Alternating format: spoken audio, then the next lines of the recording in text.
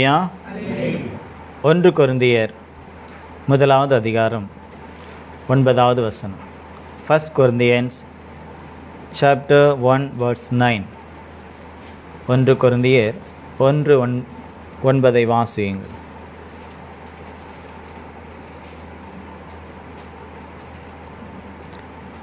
தம்முடைய குமாரனும் நம்முடைய கர்த்தருமாய் இருக்கிற இயேசு கிறிஸ்துவுடனே ஐக்கியமாய் இருப்பதற்கு உங்களை அழைத்த தேவன் உண்மையுள்ளவர். ஆமென். அல்லேலூயா. எல்லாரும் வாசிக்கலாமா?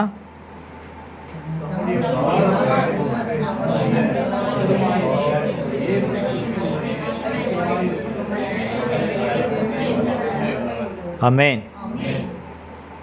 தம்முடைய குமாரனும் நம்முடைய கர்த்தருமாய் இருக்கிற இயேசு கிறிஸ்துவுடனே ஐக்கியமாக இருப்பதற்கு என்னை அழைத்த தேவன் உண்மையுள்ளவர். அப்படி வாசிங்க.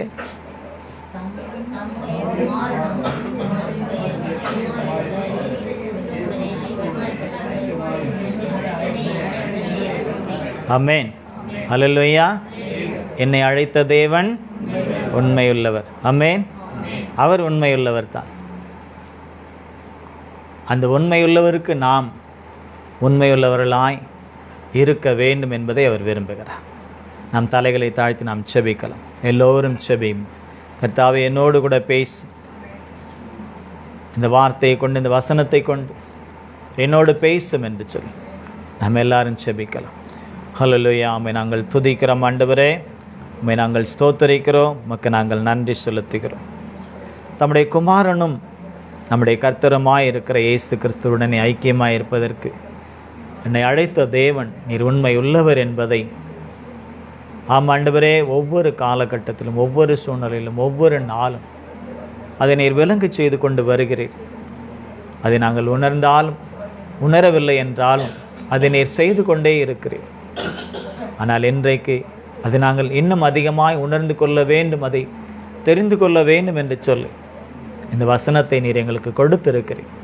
இதில் மறைந்துள்ளதான மறைப்பொருள்களை நீர் தாமே எங்களுக்கு விலக்கி தந்து எங்களோடு கூட இடைப்படுங்க. எங்கள் அன்பின் பரிசுத்த ஆவியானவர் நீர் எங்களோடு கூட இடைப்பட்டு கிறிஸ்துவுக்கு நேராக, பரத்துக்கு நேராக எங்களை வழிநடத்த வேண்டுமாய் அருமை இரட்சகரும் மீட்பரும் ஆகிய இயேசு கிறிஸ்துவின் விலையேறப்பெற்ற நாமத்தில் எங்களை சமர்ப்பணம் செய்கிறோம் பிதாவே.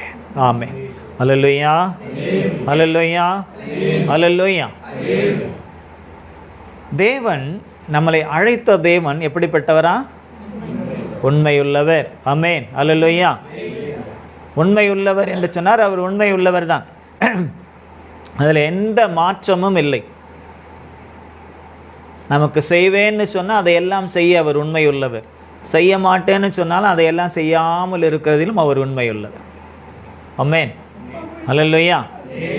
நம்மளை எச்சரித்து இதை செய்வேன், இதை செய்ய மாட்டேன், இப்படி செய்தால் இப்படிப்பட்ட ஆசீர்வாதம், இப்படி செய்தால் இப்படிப்பட்ட சாபம் என்று சொல்லி காரியங்களை நமக்குள்ளே வெளிப்படுத்தி நம்மளை வழி நடத்துகிறவர் அவர் உண்மையுள்ளவர். ஆமென்.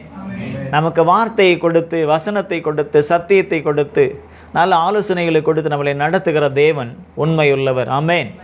நம்மளை சிருஷ்டித்த சிருஷ்டிகர்த்தாவாகிய தாயின் கற்பத்தில் உருவாகும் முன்னமே நம்மை அறிந்து பெயர் சொல்லி அழைத்த தேவன் அவர் உண்மையுள்ளவர். ஆமென். அல்லேலூயா. அந்த உண்மையுள்ள தேவன் நம்மளை அழைத்திருக்கிறார். என்ன செய்திருக்கிறாரு? இதை நம்புறீங்களா? எப்படி நம்புறீங்க? எப்படி அழைத்தார் உங்களை? எப்படி அழைத்தார்? பெயர் சொல்லி. என்ன பெயர் சொல்லி கூப்பிட்டார்? உன்னை ஜோயல். எப்போ? 2021 கூப்பிட்டாராம். ஆமென். அல்லேலூயா. அவர் உண்மையுள்ளவர். அழைத்த தேவன் உண்மையுள்ளவர். அழைக்கும் போது எப்படி இருந்தே? அழைக்கிறதுக்கு முன்னால் எப்படி இருந்தே? அழைத்த பிற்பாடு எப்படி இருந்தே? அழைத்த பிற்பாடு இப்பொழுது நடத்தி கொண்டு வரும்பொழுது எப்படி இருக்கின்றோம் என்பதை நாம் அறிந்து கொள்ள வேண்டும். அவர் உண்மையுள்ளவர். நாம் அந்த உண்மைக்கு பாத்திரராய் நடந்து கொள்ளுகிறோம். ஆமென். அல்லேலூயா. அவர் நம்மளை அழைத்த ஒவ்வொருவரையும் ஒவ்வொரு காலகட்டத்திலே அவர் அழைத்து நடத்தி கொண்டு வருகிறார். என்னை கூட அழைத்தார், பெயர் சொல்லி அழைத்தார். என் குடும்பத்திலே என்னை வேறு பிரித்து அழைத்தார். அழைத்து எனக்குள்ள இருந்ததான பலவீனங்கள், பிசாசின் கிரியைகள் எல்லாவற்றையும் அகற்றி என்னை பரிசுத்தப்படுத்தி பரிசுத்தாவின் அபிஷேகத்தையும் கொடுத்து அவருடைய வரங்களையும் கொடுத்து என்னை நடத்தி கொண்டு வந்தார், நடத்தி கொண்டு வருகிறார், இன்னும் நடத்துவார். அதற்காக என் தேவனை நன்றியோடு நான் துதிக்கிறேன், ஸ்தோத்தரிக்கிறேன். என்னை அழைத்தவர் அவர் ஒரு நாளும் என்னை கைவிடவே இல்லை. என்னை அழைத்தவர் ஒரு நாளும் ஒரு இடத்திலும் என்னை வெட்கப்பட்டு போவதற்கு இடம் கொடுக்கவில்லை. என்னை அழைத்தவர் சத்ருவினால் வந்த எல்லா தீங்குக்கும் என்னை விலக்கி காத்தார். எப்பப்பெல்லாம் அவர் எனக்கு உண்மையாக இருக்கணுமோ அப்பப்பெல்லாம் அவர் உண்மையாகத்தான் இருந்தார். ஆனால் நான் எப்படி இருந்தேன்னு அவருக்கும் தெரியும், எனக்கும் தெரியும். அப்படி நாம் ஒவ்வொருவருடைய வாழ்க்கையிலும் இதை நாம் நிதானிக்க வேண்டும். அழைத்தவர் அவர் உண்மையுள்ளவர், அவர் மாறாதவர். வசனம் சொல்லுகிறது, இதே பவுல்தான் எழுதுகின்றார் இன்னும் நிருபத்திலே, உங்கள் அழைப்பிலே நிலைத்திருங்கள் என்று சொல். அழைப்பிலே நிலைத்திருங்கள்.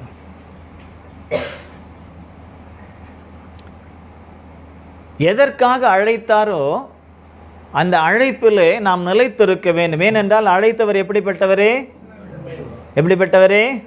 உண்மையுள்ளவர். அப்ப நாமும் கூட அந்த அழைப்பை ஏற்றுக்கொண்ட நாம் அந்த அழைப்பிலே உண்மையாய் நடந்து கொள்ள வேண்டும். அதுதான் ரொம்ப முக்கியம். என்னை பின்பற்றி வான்னு பேதுருவை அழைத்தார், என்னை பின்பற்றி வா என்று யோவானை அழைத்தார், யாக்கோப்பை அழைத்தார், சீஷர்களை அழைத்தார். இயேசு பழைய ஏற்பாட்டிலே யாரையெல்லாம் அழைத்தார்? பெயரை சொல்லி சொல்லுங்க பார்க்கலாம், உங்களுக்கு தெரிஞ்சது. புதிய ஏற்பாட்டில் இல்லை, பழைய ஏற்பாட்டில். ஆபிரகாமை பெயரை சொல்லி அழைத்தார். அப்புறம் மோசேயை பெயரை சொல்லி அழைத்தார். சாமுவேலை எப்போ அழைத்தார்? சின்ன பிள்ளையா இருக்கும் பொழுதே அழைத்தார். இப்படி நிறைய பேரை நம்ம சொல்லிக்கிட்டே இருக்கலாம். சவுலை கூட அவர் தான் அழைத்தார், தாவீதையும் அவர் தான் அழைத்தார்.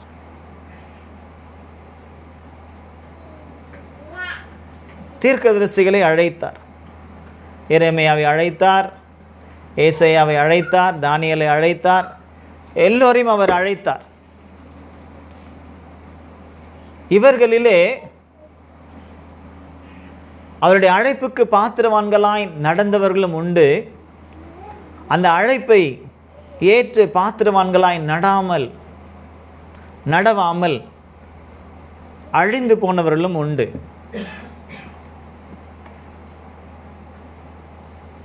பழைய ஏற்பாட்டிலே மாத்திரமல்ல, புதிய ஏற்பாட்டிலும் அப்படித்தான். இயேசு 12 சீஷர்களை அழைத்தார். அதில் ஒருவன் என்னன்னா பிசாசாய் மாறினான். பிசாசு அவனுக்குள்ளே புகுந்தான், அதற்கு அவன் இடம் கொடுத்தான். மறுபடியும் வந்திருந்தால் ஒருவேளை மறுபிறப்பு கிடைத்திருக்கும், மறுவாழ்வு கிடைத்திருக்கும். அவன் வராமலேயே அவனே ஒரு ஆக்கினையை தேடிக்கொண்டான். முதலாவது அழைக்கப்பட்ட பேதுருவும் கூட சூழ்நிலை வந்தபொழுது மறுதலித்து விலகி போனார். ஆனாலும்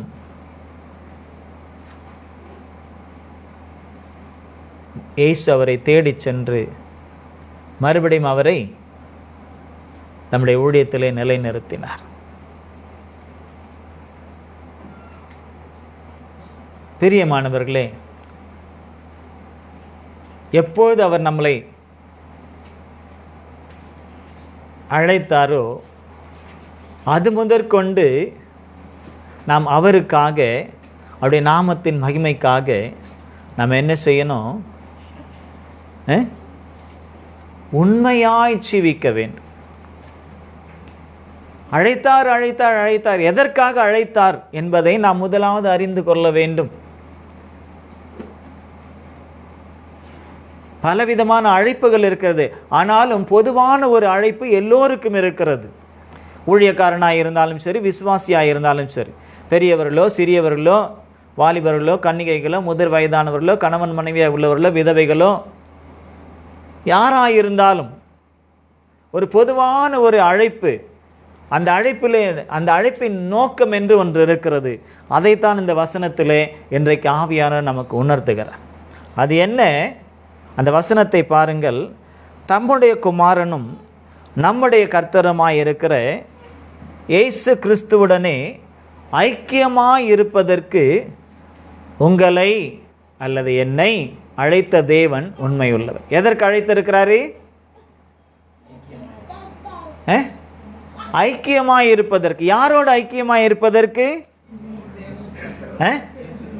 இயேசு கிறிஸ்து. அதை அவர் சொல்லும்பொழுது அவர் அந்த வார்த்தையை பார்க்கிறோம். தம்முடைய குமாரனும், அதாவது தேவன் தம்முடைய குமாரனும் நம்முடைய கர்த்தரும் நம்முடைய இரட்சகரும் நம்முடைய மணவாளனும் நம்முடைய ஆண்டவரும் நம்முடைய கர்த்தருமாய் இருக்கிற இயேசு கிறிஸ்துவுடனே ஐக்கியமாயிருப்பதற்கு. ஐக்கியம்னா என்ன? இணைந்திருப்பது. வேற ஐக்கியம்னா என்ன? இணைஞ்சிருக்கிறதுனா எப்படி இணைஞ்சிருக்கிறது? கணவன் மனைவியாக இணைஞ்சிருக்கிறதா, இல்லை ஃப்ரெண்ட்ஸாக இணைஞ்சிருக்கிறதா, இல்லை சகோதரர்களாய் சகோதரிகளாக இணைந்திருப்பதா, இல்லை பிள்ளைகள் பெற்றோராக இணைந்திருப்பதா? இணைந்திருப்பது என்றால் எப்படி? ஐக்கியமாயிருப்பதற்கு. ஃபெல்லோஷிப், ஆங்கிலத்தில் வாசிக்கிறோம் ஃபெல்லோஷிப். இணைந்து செயல்படுவதற்கு, இணக்கமாயிருப்பதற்கு, அவரோடு சேர்ந்து கொள்வதற்கு, அவரோடு சேர்ந்து கிரியை செய்வதற்கு. ஆங்கில எடிஷன்களில் சில எடிஷனில் அந்த வார்த்தைகள் வெவ்வேறு விதமாய் பயன்படுத்தப்பட்டிருக்கிறது.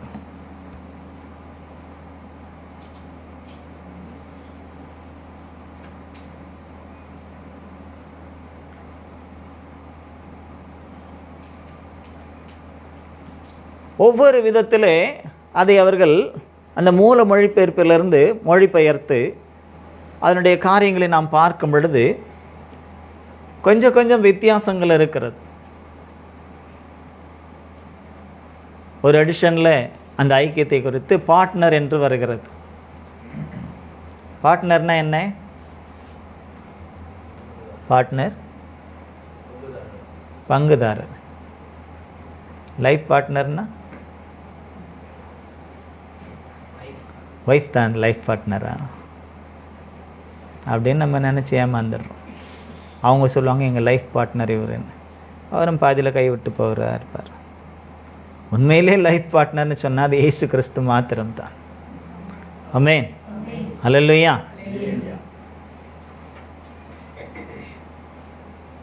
நமக்கு லைஃப்னு ஒன்று கொடுத்தவரே அவர் தானே.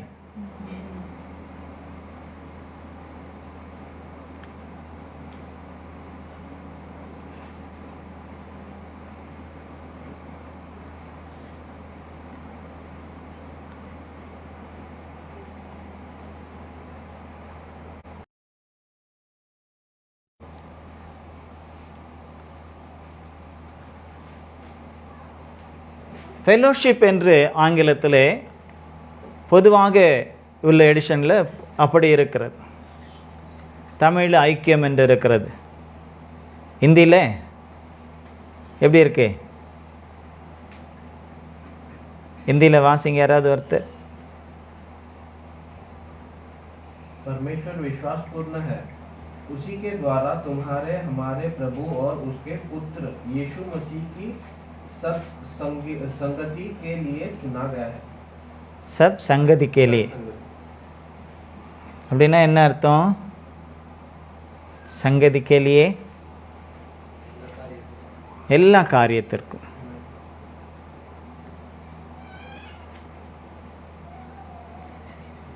அனுப்புனேன் எங்கே உந்தலெல்லாம் அனுப்புனேன். அதுலேருந்து அனுப்பி இப்போ உந்துலேருந்து.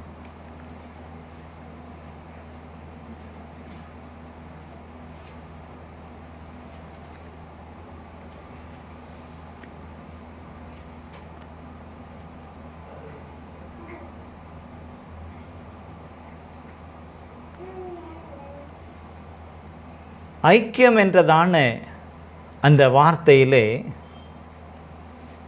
அவரோடு நாம் ஒன்றிணைந்து அவரை போல ஒன்றிணைத்தன எப்படின்னா அவரை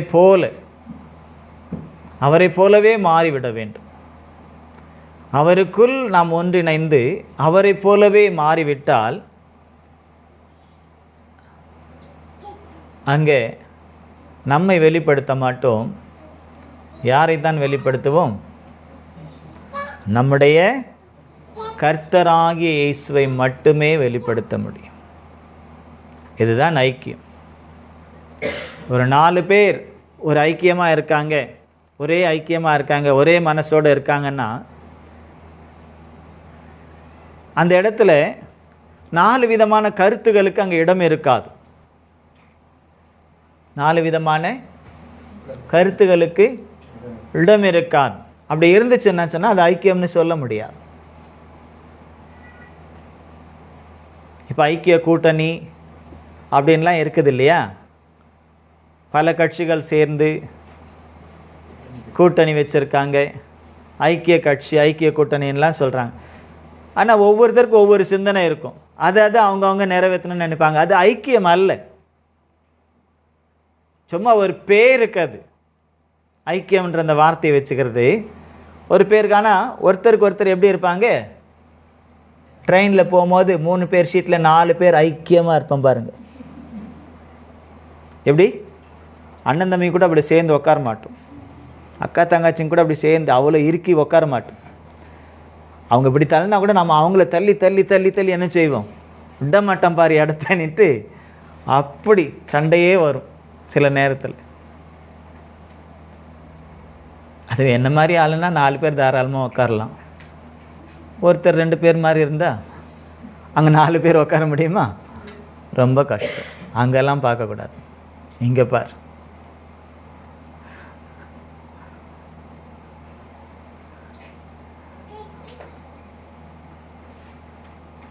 சில பேர் அசையவே மாட்டாங்க, அப்படி இமயமலை மாதிரி. இமயமலை கூட உருகிட்டு இருக்குதுன்னு சொல்கிறான். இப்போ இருக்கிற இந்த சூட்டுனால, உலகம் வெப்பமாக மாறுறதுனால அது கூட உருகிட்டு இருக்கு. ஆனால் சில மனுஷர்கள் உருகவே மாட்டாங்க, அசைய மாட்டாங்க, தம் பிடிச்சிட்டு உக்காருவாங்க.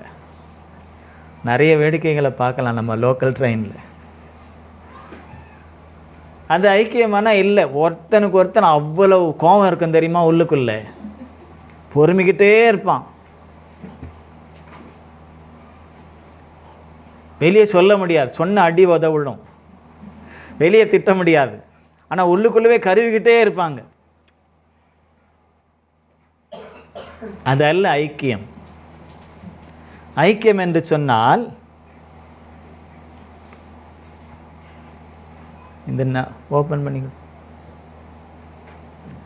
ஐக்கியம் என்று சொன்னால் எல்லாவற்றிலும் கருத்தொற்றுமை, மன ஒற்றுமை, எல்லா விதத்திலும் அவர்கள் ஒருமித்து கிரியைகளை வெளிப்படுத்துவது. 2 பேர் ஐக்கியமாக இருக்காங்கன்னா அது என்னது ஒன்றுதுன்னு அங்கே என்ன ஆகாது? ஆகாது. ஐக்கியம்னா அவர் சொன்னார், கணவன் மனைவி ஐக்கியம் இல்லை, பார்ட்னர். ஒரே நினைப்பு இருக்குது எப்பவும். ஒன்று வடக்கே போகுது, ஒன்று தெற்கே போகுது இல்லை? அப்பப்போ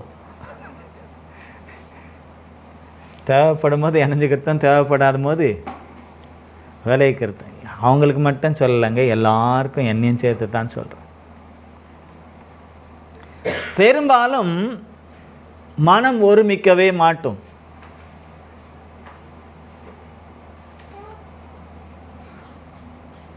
இந்த ஆங்கிலத்தில் நாம் பார்க்குற ஒரு எடிஷனில் இன்டிமேட் ரிலேஷன்ஷிப்னு இருக்குது. அப்படின்னா என்ன? நெருக்கமான உறவு. உறவுலேயும் உறவு இருக்குது, ஆனாலும் நெருக்கமான உறவுன்னு இருக்கா இல்லையா? நம்ம தென் தமிழகத்தில் ஒரு தெருவில் இருந்தால் கூட எல்லோரும் சொந்தக்காரங்க மாதிரி, அக்கா தங்கச்சி அண்ணன் தம்பி மாமன் மச்சான் மாப்பிள்ளை அப்படின்னு வாங்க. ரத்த சொந்தம் இருக்காது, ஒரு தெரு சொந்தம்.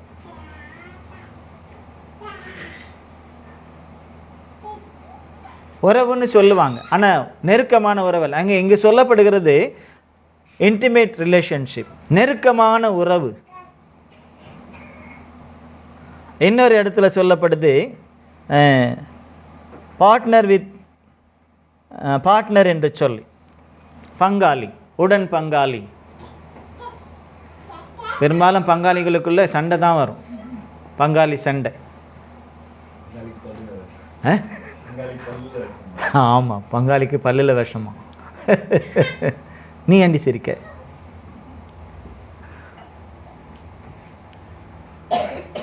ரொம்ப அண்ணன் தம்பி மாதிரி இருப்பாங்க, ஆனால் பிரச்சனைன்னு வந்துடுச்சுன்னு சொன்னால் அவ்வளோதான். பங்காளி சண்டைன்னா அது அவ்வளோதான், வெட்டு குத்து அது வரலாம் போயிடும்.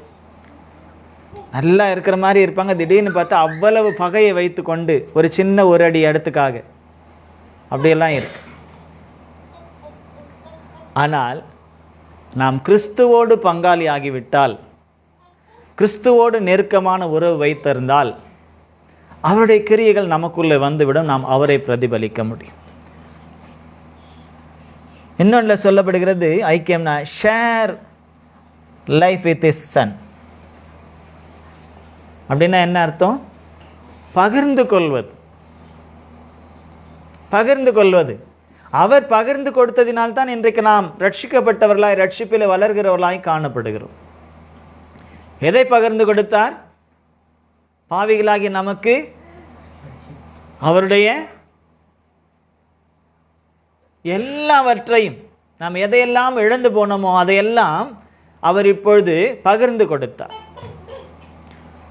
நல்ல குமாரன் கெட்ட குமாரன். நல்ல குமாரனுக்கு ஒன்றும் கையில் கொடுக்கல, கெட்ட குமாரனுக்கு கேட்டவுடனே அப்பா என்ன செய்துட்டாரு? எல்லாத்தையும் கொடுத்துட்டார். சொத்து பத்து என்னெல்லாம் இருக்குது எனக்கு வேண்டியது எல்லாத்தையும் கொடுனார், அவரும் கொடுத்துட்டார். ஆனால் இவன் கேட்கல, அதனால் கொடுக்கவும் இல்லை, அப்படியே தான் இருந்தது.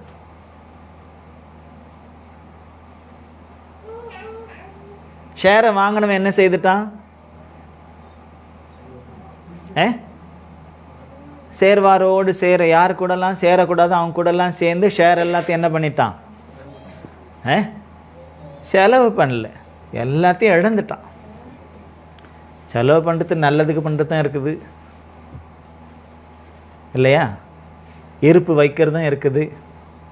ஒரு லேண்டை வாங்கி போட்டிருந்தா கூட அந்நிய தேசத்தில் போயிட்டு அப்புறம் நல்ல வேலை கொடுத்து விற்றுக்கலாம், இல்லை ஏதாவது செய்யலாம், அப்படியெல்லாம் செஞ்சுருக்கலாம். இல்லை, அதெல்லாம் செய்யலை. எல்லாமே குடித்து வெறித்து துன்மார்க்கமாய் வேசிகளோடும் இன்னும் பலவிதமான காரியங்களை பாவத்திலே, அந்த ஷேரெல்லாம் பாவத்தில் போட்டான். பாவம் என்ன செஞ்சுச்சு? அது எல்லாத்தையும் அடிச்சுட்டு போயிடுச்சு, மரணத்தை கொடுக்க முடியாது. தகப்பனோடு இருந்தவன் ஷேரை வாங்கலை, தகப்பன்கிட்டயே இருந்தது.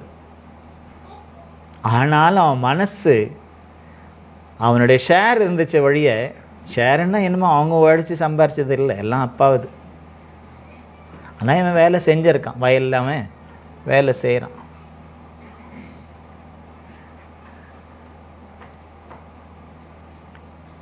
ஒரு நாளும் அவன் கேட்கவும் இல்லை, தகப்பன் கொடுக்கவும் இல்லை. ஆனால் மனசுக்குள்ளே ஒரு என்ன இருந்தது? ஒரு தாக்கம் இருந்துச்சு. அந்த தாக்கம் எப்போ வெளிப்பட்டதுன்னா, எல்லாத்தையும் இழந்துட்டு மறுபடியும் சின்னவன் வந்த உடனே தகப்பன் அவனை ஏற்றுக்கொள்கிறார். தகப்பன் அவனை ஏற்றுக்கொள்கிறார். அவன் தகப்பனை விட்டு போனாலும் தகப்பன் அவனை விட்டு விடவில்லை. மனசால அவன் என்ன செய்தரல? இழந்து விடவில்லை. மறுபடியும் நிச்சயம் குமாரன் வருவான்.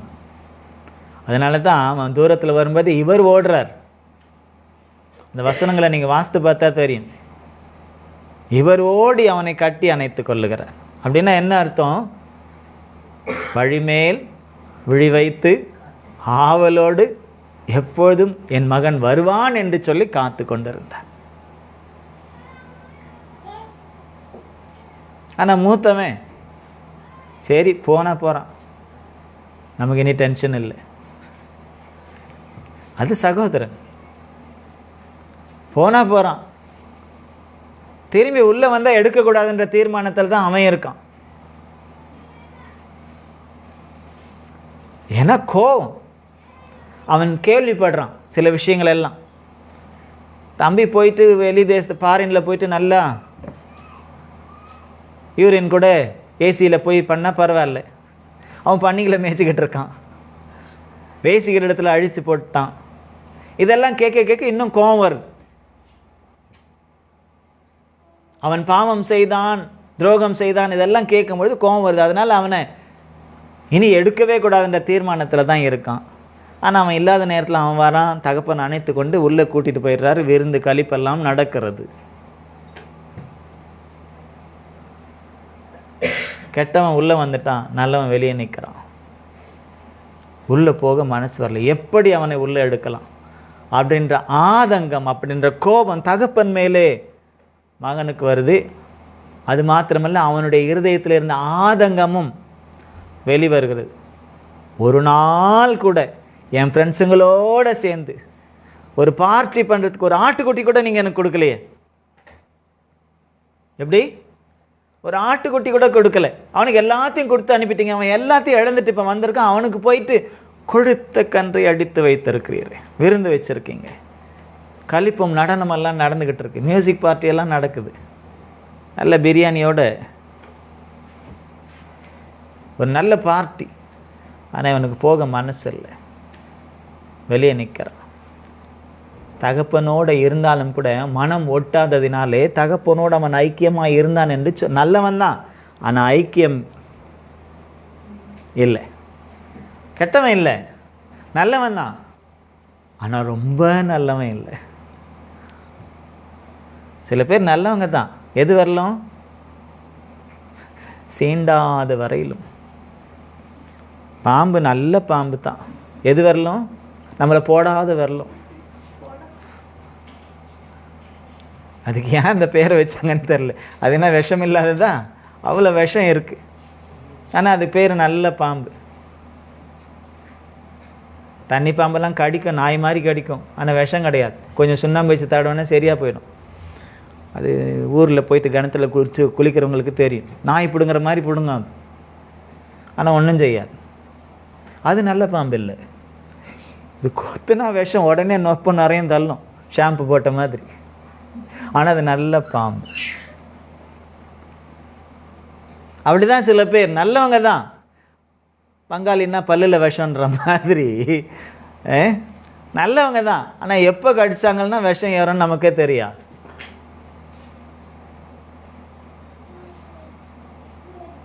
பாருங்க, நல்லவன் தான், ஆனால் தகப்பனோடு தான் இருக்கிறான். ஆனால் அவன் மனசுக்குள்ளே ஒரு கருவிக்கிட்டே இருக்கான். யார? தம்பி இல்லை, அப்பாவையே கருவிக்கிட்டு தான் இருக்கான். அதுதானே வெளியே வருது, சமயம் பார்த்து வெளியே வருது. எப்போ வருது? தம்பியை ஏற்றுக்கிறதுனால வெளியே வருது. இவ்வளோ காலம் நான் அவங்க கூட இருந்தேன், என் ஃப்ரெண்ட்ஸுங்களோட சந்தோஷமாக பார்ட்டி பண்ணுறதுக்கு ஒரு ஆட்டுக்குட்டி கூட நீங்கள் எனக்கு கொடுக்கல. வேசிகள் இடத்துல தன்னுடைய ஆஸ்தியை அழித்து போட்டு அவன் வந்திருக்கான், எல்லாத்தையும் அழிச்சிட்டு வந்திருக்கான். அவனுக்கு போய் கொழுத்த கன்றை அடிப்பித்தீரே. ஆனால் தகப்பன் என்ன சொல்கிறார்? மகன் எவ்வளோதான் தன்னோட ஐக்கியம் இல்லைன்னா கூட தகப்பன் எப்பா எல்லாம் உணர்ந்து தானப்பா என்னுடையதெல்லாம். இது பிள்ளைகள் உணர மாட்டாங்க. அந்தந்த காலகட்டத்திலே பிள்ளைகள் அதை உணரவே மாட்டார்கள். அவங்களுக்கு அப்படிப்பட்ட ஒரு காலம் வரும். எப்போ? அதே தகப்பன் ஸ்தானத்தில் அவன் வரும் பொழுது அவனுக்கு பிள்ளை ஒன்று வந்து அந்த பிள்ளை அவனை அப்படின்னு நினைக்கும் போது, ஐயோ அன்னைக்கு எங்கள் அப்பாவை நான் இப்படி தான் நினச்சேன். அப்பா இருக்க மாட்டார். இருப்பார் அப்பா? இருக்க மாட்டார்.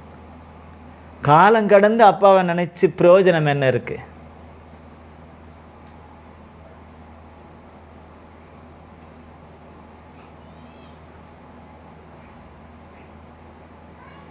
தேவன் நல்லவராயிருக்கிறார். நம்முடைய தகப்பன் ஜீவனுள்ள தேவன்.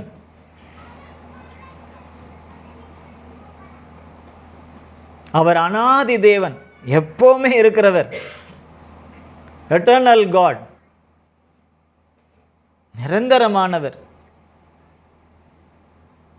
அவருடைய மனசுல எப்போ நம்மை குறித்து நன்மைகள் தான் இருக்கிறது, நல்ல யோசனைகள் தான் இருக்கு, நல்ல ஆலோசனைகள் தான் இருக்கிறது. அவர் உண்மையுள்ளவராய் இருக்கிறார். அல்லேலூயா. ஒரே வார்த்தையில் சொன்னா நமக்கு அவர் உண்மையுள்ளவராய் இருக்கிறார். நாம் எப்படி இப்ப இந்த கெட்ட குமாரன், அந்த மூத்தவனுடைய தகப்பன் நல்ல தகப்பன், அவருடைய மனசுல எல்லாம் எப்படி இருக்கு? கள்ளங்கபடம் இல்லை, எல்லாம் நல்லதான். என் பிள்ளைக்கு, இவனுக்கு, அது அவனுக்கு நல்லது தான் இருக்கு. ஆனா பிள்ளைங்களுக்கு அதை புரிஞ்சுக்கிறதுக்கான அறிவு இல்லை, ஞானம் இல்லை, புத்தி இல்லை. என்னதான் அவங்க படித்தவங்களா இருந்தாலும், என்னதான் அவங்க வளர்ந்திருந்தாலும் தகப்பனுடைய அறிவுக்கு எட்ட முடியாது. ஆமென். அல்லேலூயா. தகப்பனுடைய அறிவுக்கு எட்ட முடியாது. ஒரு குறிப்பிட்ட வயசு வரலன்னு தான் தகப்பன் பிள்ளைகளுக்கு நல்ல ஹீரோ மாதிரி தெரிவார்.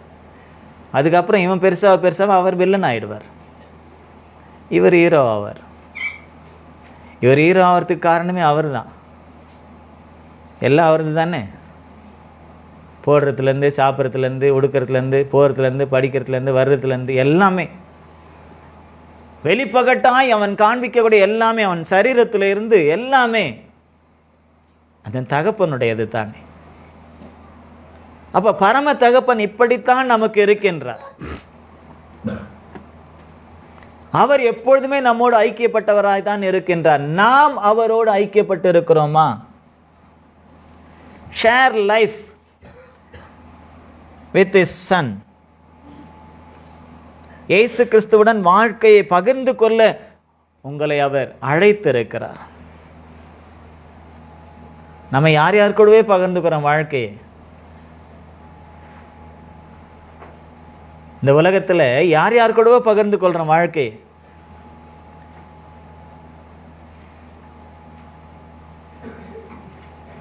ஒருவன் தம் அடிக்கிறவன் இருந்தால் இவனும் அவன் கூட சேர்வான்னு சொன்னால் அவனை என்ன செய்வான்? இவன் என்ன செய்திருவான்? ஒரே ஒரு பப்பு தான், இந்த இழுத்துப்பார் நல்லா தான் இருக்கும். ஒரே ஒரு சிப்பு தான், அடிச்சுப்பார் நல்லா தான் இருக்கும். ஒரே ஒரு குவார்டர் தான், உள்ளே தள்ளிப்பார் நல்லா இருக்கும். அட கொஞ்சம் எடுத்துக்கப்பா, ஒன்றும் ஆகிடாது உதட்டில் வச்சா, இல்லை? கொஞ்சம்தான் கொஞ்சம்தான் பகிர்ந்து கொள்ளுகிறார்கள். இந்த தம்பாக்கு போடுறவங்கள பார்த்தா நிறைய எடுப்பான், அள்ளுவான், நல்லா தேய்ப்பான், ஊதுவான். பக்கத்தில் யார் இருக்காங்களாம் பார்க்க மாட்டான், எல்லார் மேலேயும் ஊதி விட்டுருவான். ட்ரெயினில் வெறுப்பாக இருக்கும். அடிக்கும் போதே நம்ம மூக்கில் ஏறும், நம்ம போடக்கூட வேண்டாம், அது ஏறும். அதில் வேறு அவர் ரொம்ப பெருந்தன்மையாக வேறு நம்மக்கிட்டே நீட்டுவார். எவ்வளோ பாரு நல்ல பங்காளிங்க இல்லை?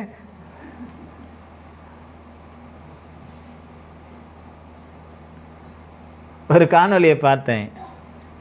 டாஸ்மாக் கிட்ட ஒருத்தன் உட்காந்துக்கிட்டு இருக்கான், ஒரு வாலிபன். ஒருத்தர் வராரு, ஒரு தாத்தா வராரு. நீங்கள் கட்டிங்க அப்படின்றான். இல்லை நான் ஃபுல்லுன்ட்டு அவர் உள்ளே போயிடுறாரு. என்ன அர்த்தம்? வரான், அவங்ககிட்டையும் கேட்குறான், நீங்கள் கட்டிங்க? இல்லை இல்லை நான் ஆஃப் போட போகிறேன். இன்னொரு வாலிபன் வரான், கட்டிங்க? ஆமாம் கட்டிங்க. ரெண்டு பேரும் தோஸ்த் ஆயிடுறாங்க. நீயும் கட்டிங்கு நானும் கட்டிங்கு, ரெண்டு பேரும் கட்டிங் போட்டா எனக்கு முதல்ல புரியல. அதுக்கப்புறம் மறுபடியும் பார்த்தேன், என்ன கட்டிங் புரியுதா? ஏதாவது ஃபுல்லு வாங்கிறதுக்கு பணம் இல்லை, ஆஃப் வாங்கிறதுக்கும் பணம் இல்லை, குவார்ட்ரு வாங்கிறதுக்கும் பணம் இல்லை. அவன் கையில் 10 ரூபாய் தான் இருக்குது. அப்போ ரெண்டு பேருமே போயிட்டு ஒரு 100 ml வாங்கணும்னு சொன்னால் ரெண்டு பேரும் ஷேர் பண்ணிக்கிறாங்க. ஒன்றா வாங்கி என்ன செய்யலாம்? கட்டிங். மராட்டி சாயா மாதிரி கட்டிங் சாய். இதெல்லாம் போய் பார்த்துட்டு வந்தீங்களான்னு கேட்காதீங்க, எல்லாம் இங்கே பார்க்குறது தான். அப்பப்போ யாரெல்லாம் அனுப்பிக்கிட்டே இருப்பாங்க, இதெல்லாம் பாருங்கன்னுட்டு. ஷேரிங் இதல்ல, நம்முடைய வாழ்க்கையை பகிர்ந்து கொள்ள, அவரோடு பகிர்ந்து கொள்ள அவர் ஆயத்தமாக இருக்கிறாரு. நாமளும் அவரோடு கூட பகிர்ந்து கொள்ளணும்.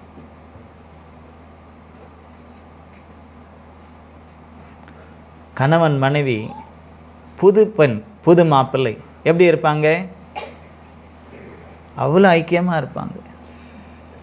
என் புருஷன் தான், எனக்கு மட்டும்தான், வேறு யாருக்கும் இல்லை, விட்டு கொடுக்கவே மாட்டேன். அவர் சாப்பிடலன்னா நான் சாப்பிட மாட்டேன், அவர் குடிக்கலைன்னா குடிக்க மாட்டேன். தண்ணியை தான், காப்பியை தான், வேறு எதையும் இல்லை.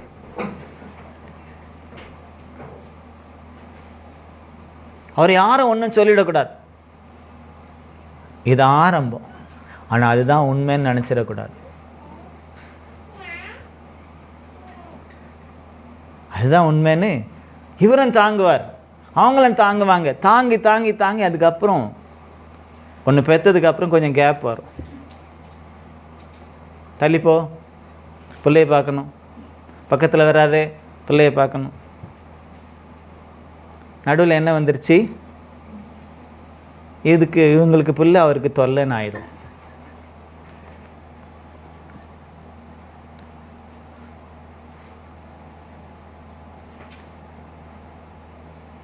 இதனால மனமுறிவுகள் கூட ஏற்படுகிறது. மனமுறிவுனா புரியுதா? டைவர்ஸ், விவாகரத்துகள் கூட ஏற்படுகிறது. ஏன்னா காலங்கள் நகர நகர நகர அவங்க ஷேராக இருந்தவங்க, ஷேர் பண்ண லைஃப்பை ஷேர் பண்ணிக்கிட்ட பகிர்ந்து கொண்டவங்க இப்போ கொஞ்சம் கொஞ்சமாக அங்கே இடைவெளி வந்து விடுகிறது. அது பிள்ளைகளால் என்று அவர்கள் நினைக்கிறார்கள். ஆனால் பிள்ளைகள் கூட அப்படி இருக்கக்கூடாது. பிள்ளைகள் அப்படி இருக்கவும் மாட்டார்கள். நாம் ஒழுங்காக இருந்தால் பிள்ளைகளும் ஒழுங்காக இருப்பார்கள்.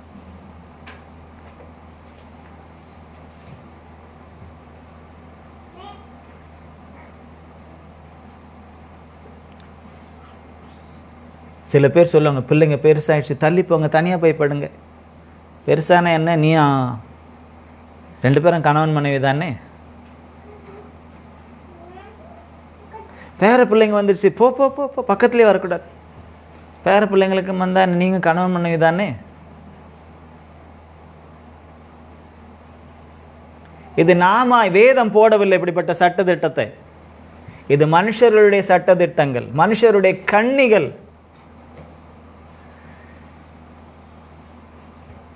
ஃபாரின்லாம் போய் பாருங்கள், தாத்தா பாட்டிங்க கூட முத்தம் கொடுத்துக்குவாங்க. பேரன் ஒன்றும் சொல்ல மாட்டான், பேத்தியும் ஒன்றும் சொல்ல மாட்டான், மகனும் ஒன்றும் சொல்ல மாட்டான், மருமகளும் ஒன்றும் சொல்ல மாட்டான். இங்கே தான் நம்முடைய கலாச்சாரம் கொஞ்சம் சில விஷயங்களில் அது வேறுபட்டு இருக்கிறது. நம்ம என்னதான் கிறிஸ்துவை ஏற்றுக்கொண்டிருந்தாலும் கூட, வேதம் நமக்கு என்னதான் சில விஷயங்களை இப்படி தான் இருக்க வேண்டும் என்று அறிவுறுத்தினாலும் கூட, நாம் அதற்கு கவனிங்க, அதற்கு கீழ்ப்படியவே மாட்டோம். கவனிக்கலைன்னா வெளியே போயிடுங்க.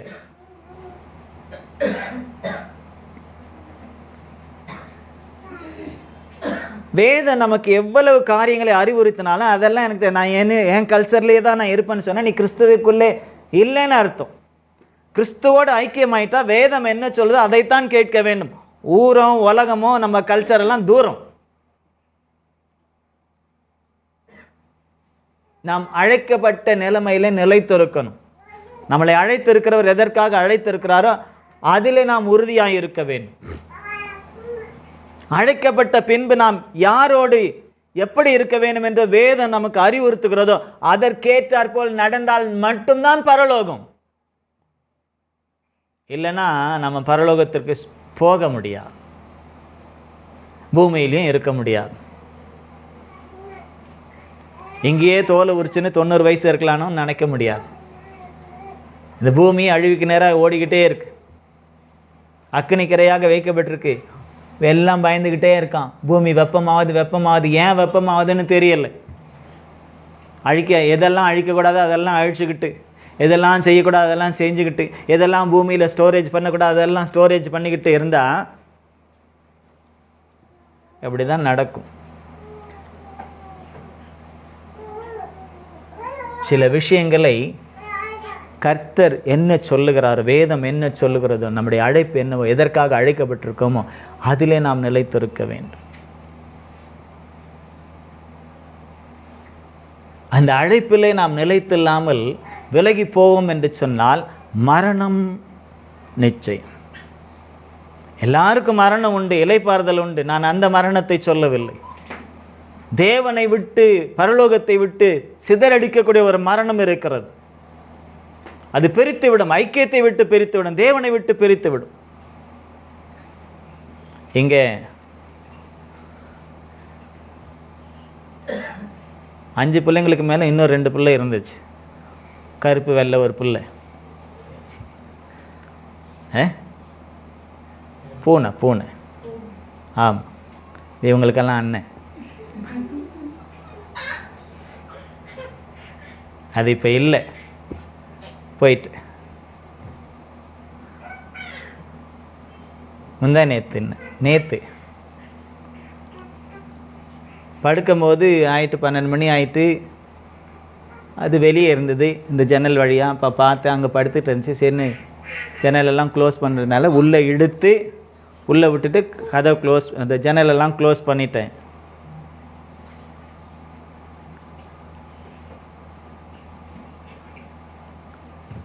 அது கிச்சன் பக்கம் போச்சு.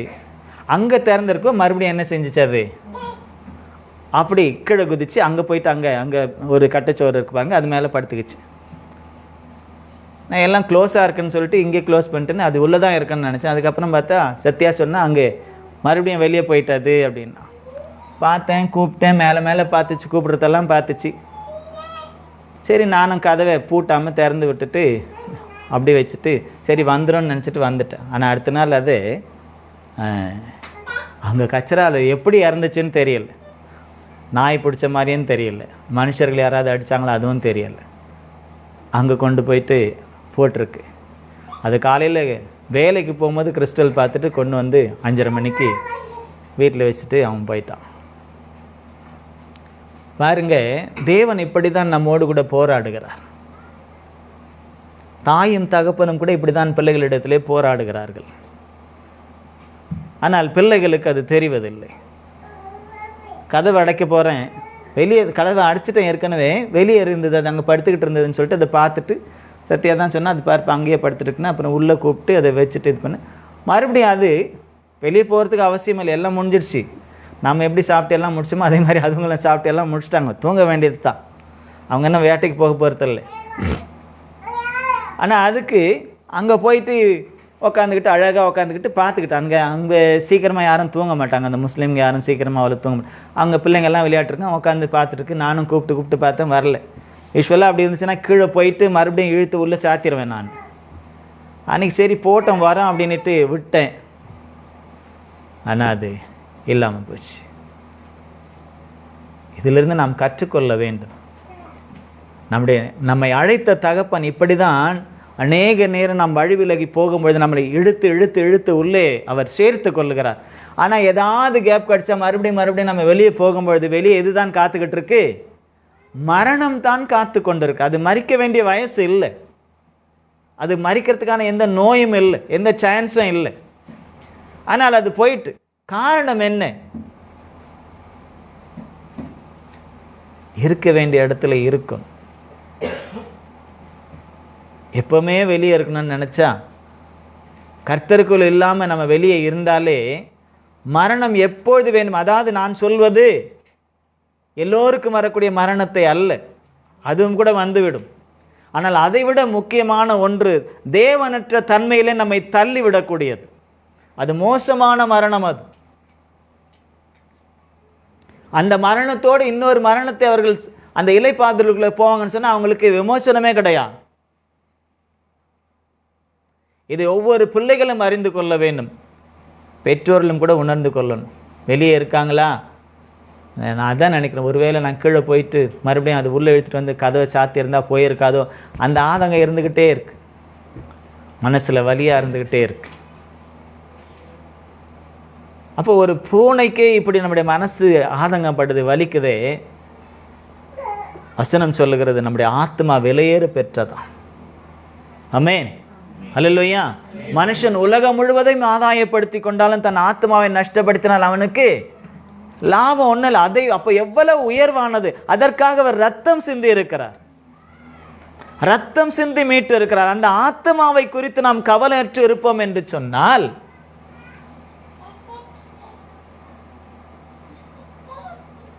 நஷ்டமும் கஷ்டமும் யாருக்கு? சம்பந்தப்பட்ட பர்சன், அவங்களுக்கு மட்டும் இல்லை, அவங்களோட சம்பந்தப்பட்டவங்களுக்கு அதுக்கு கஷ்டம் உண்டு, வேதனை உண்டு. அவங்களுக்கு நஷ்டமும் கஷ்டமும் அப்போ அந்த அது போச்சு, வெளியே போச்சு, மறைச்சி போச்சு, முடிஞ்சு போச்சு அது கதை. ஆனால் அதை நினச்சி நமக்கு இருக்கக்கூடிய வேதனை நம்ம இருக்கிறவரெல்லாம் இருக்கோம் இல்லையா? இதை ஒவ்வொருவரும் உணர்ந்து கொள்ள வேண்டும், ஒவ்வொருவரும் உணர்ந்து கொள்ள வேண்டும். நம்மை அவரோடு ஐக்கியமாய் இருப்பதற்கு அழைத்திருக்காருன்னு சொன்னா நம்முடைய வாழ்க்கையை அவரோடு கூட பகிர்ந்து கொள்ள வேண்டும். அவர் நமக்கு அவருடைய வாழ்க்கையை பகிர்ந்து கொடுத்ததுனால தான் இன்னைக்கு நாம் ஜீவனோடு இருக்கோம்.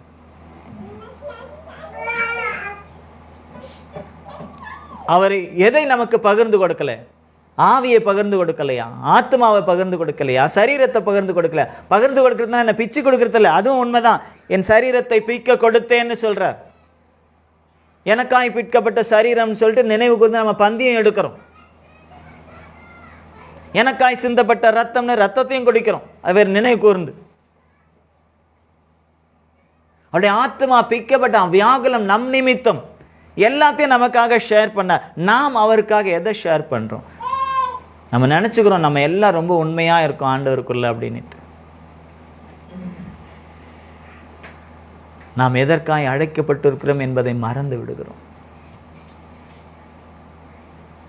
இந்த உலகம் நிரந்தரமானதல்ல, இந்த உலகத்தின் கிரியைகள் நிரந்தரமானதல்ல. யாருக்காகவும் எதற்காகவும் கர்த்தருடைய ஐக்கியத்தை நாம் என்ன செய்திடக்கூடாது? இழந்து விடக்கூடாது, விட்டு விடக்கூடாது. எதற்காகவும் இவங்க வர்றதுனால எனக்கு பிடிக்கல. சில பேர் சொல்லுவாங்க, அவங்க வராங்க அதனால நான் சபைக்கு வரல. அவங்க வந்தால் என்னப்பா, அவங்க பரலோகத்துக்கு வந்தால் நீ பரலோகத்துக்கு போக மாட்டியா? அவங்க இந்த தப்பு பண்ணவங்க இந்த சபையில் இருக்காங்க அதனால் நான் அங்கே வரமாட்டேன் அப்படி நான் தப்பு பண்ணாத சபையை காட்ட முடியுமா? எந்த சபையாவது தப்பு பண்ணாத சபை இருக்கா?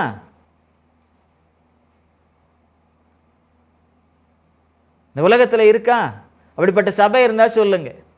தப்பு பண்ணாத ஊழியக்காரன் இருக்கானா? இருந்தா சொல்லுங்க. தப்பு பண்ணாத விசுவாசி இருக்காங்களா? இருந்தா சொல்லுங்க. எல்லாம் ஆவியை பெற்றவங்க தான், அபிஷேகத்தை பெற்றவங்க தான், சத்தியத்தை பெற்றவங்க தான், சத்தியத்தை அறிந்தவங்க தான். ஆனால் தப்பு இல்லாமல் இருக்கா? இருக்கு. அதை நீ ஏன் பார்த்து அதற்கு வேண்டியதான காரியங்களை கொடுக்கிறவர் வேறொருவர் இருக்கிறார். அதனால தான் அந்த நல்ல குமாரன் வெளியே இருக்கும்போது சொன்னப்பா, நீ அதை ஏன் பார்க்குறப்பா? நீ உள்ளவா, எனக்குரியதெல்லாம் உனக்குள்ளது அல்லதா? இதை பார்த்து நீ ஏன் வெளியே நிற்கிற? உள்ளவா, உன் ஐக்கியத்தை நீ கெடுத்து கொள்ளாதே. யாருக்காகும் இவங்க அப்படி, அவங்க இப்படி, இவங்க சரியில்லை, அவங்க சரியில்லை, அட நடத்துகிறவனே சரியில்லைன்னா கூட அவன் மூலமாய் கர்த்தர் ஒரு வேளை வார்த்தையை கொடுப்பார்னா அந்த வார்த்தையை மாத்திரம் எடுத்துக்கிட்டு போயிட்டே இரு.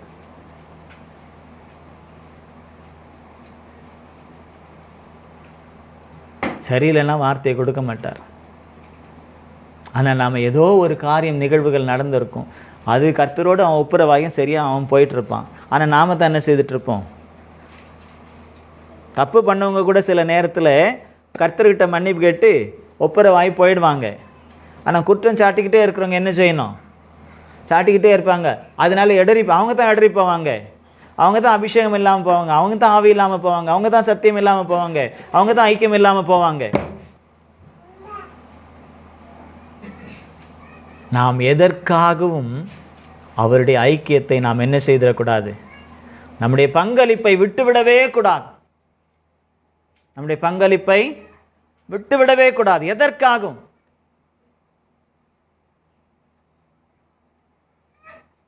அவருக்காகவே நாம் நம்முடைய வாழ்க்கையை பகிர்ந்து கொள்ள வேண்டும். அவர் நமக்காகவே பகிர்ந்து கொள்ள தானே இந்த பூமிக்கு வந்தார். இல்லைன்னா அவர் வரத்துக்கு என்ன வேலை இருக்கு? அது நல்லவங்களுக்காக பகிர்ந்து கொள்ள வந்தாரா? அவ்வளவு மோசமானவர்கள், கிறுக்குள்ளதும் மகா கேடுள்ளதுமான இருதயத்தை பெற்ற நமக்காக தன்னுடைய வாழ்க்கையை ஷேர் பண்ண, தன்னுடைய ஜீவனையை கொடுக்க, தன்னுடைய ரத்தத்தை கொடுக்க, தன்னுடைய மாம்சத்தை கொடுக்க இந்த பூமிக்கு அவர் வந்தார்னா அவர் உண்மையுள்ளவராக இருக்கிறார். நாம் இருக்கோமா?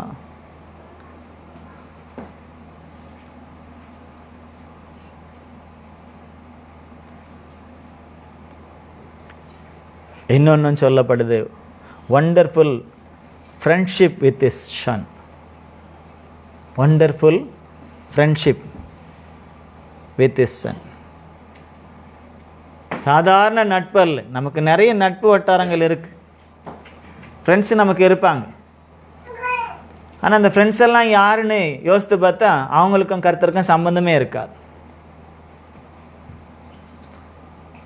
அப்போ கர்த்தருக்குள்ளே இல்லாதவங்களோட ஃப்ரெண்ட்ஷிப் இருக்கக்கூடாதான், வைக்கலாம், தப்பு இல்லை. ஆனால் எந்த அந்த கிரியைகளும், அந்த அந்நிய கிரியைகள் ஒன்றும் நமக்குள்ளே வரக்கூடாது. அப்படி இருந்தால் வைக்கலாம். இயேசு பாவிகளோடு போஜனம் பண்ணார், பரியாசக்காரர்களோடு போஜனம் பண்ணார், ஆயக்காரர்களோடு போஜனம் பண்ணார். பரிசேயர்கள் அதெல்லாம் பார்த்து முறுமுறுத்தாங்க. இவர் என்ன பெருச போதகர், பெரிய தீர்க்கதரிசின்னு சொல்கிறாங்க, பாவிகளோடும் ஆயக்காரரோடும் போஜனமானம் பண்ணுறாரு. முறுமுறுத்தாங்க, மனசுக்குள்ளே நினச்சாங்க, துச்சமாக நினச்சாங்க இயேசுவை. ஆனால் இயேசு என்ன தெரியுமா சொன்னார்? அப்பா, உண்மைதான், நான் பாவிகளோடு போஜனம் பண்ணேன், உண்மைதான். ஆனால் அவங்க பாவத்தை நான் போஜனம் பண்ணலை. ஆயக்காரரோடு கூட நான் போஜனம் பண்ணேன், ஆனால் அந்த ஆயக்காரன் செய்த பாவம், அவன் செய்த தில்லுமுள்ளு, அவன் வாங்கின லஞ்சம் எதுவும் எனக்குள்ளே வரல. நான் எதற்காக அவங்களோட போஜனம் பண்ணேன், எதற்காக அவங்கள கூட நான் ஒரு ஃப்ரெண்ட்ஷிப் வச்சேன்னா அவங்களையும் என்னை போல மாற்றணுன்றதுக்காகத்தான். அல்லேலூயா. பாவிகளை மனம் திரும்ப அழைக்க வந்தேன், நீதிமான்களை அல்ல. ஆனால் நீதிமான் யாரும் இல்லைன்னு வேதம் சொல்லுது. ஒருவரும் இல்லை, எல்லாரும் பாவம் செய்து தேவன் இல்லாதவங்கள தான் இருக்காங்க. நீதிமான் ஒருவனும் இல்லை.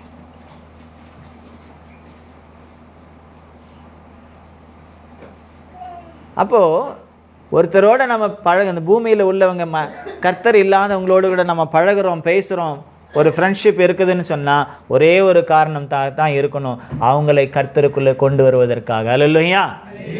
அதுதான் நோக்கமாக இருந்து அவர்களோடு கூட நம்ம பழகணுமே ஒழிய அவங்களுக்குள்ளே இருக்கக்கூடிய அசுத்தங்கள், அவங்களுக்குள்ள இருக்கிற உலகத்தின் கிரியைகள், அவங்களுக்குள்ளே இருக்கக்கூடிய சாத்தானின் கிரியைகள், அவங்களுக்குள்ளே இருக்கிற அந்த விக்கிரக கிரியைகள், அவங்களுக்குள்ளே இருக்கிற துன்மார்க்க கிரியைகள், அக்கிரம கிரியைகள், ஒன்றும் ஒரு கிரியைகளும், அவங்களுடைய வேஷங்கள், அவங்களுடைய நடைமுறைகள் எதுவும் நமக்குள்ள என்ன செய்திடக்கூடாது, வந்துவிடக்கூடாது. அல்லேலூயா, அல்லேலூயா.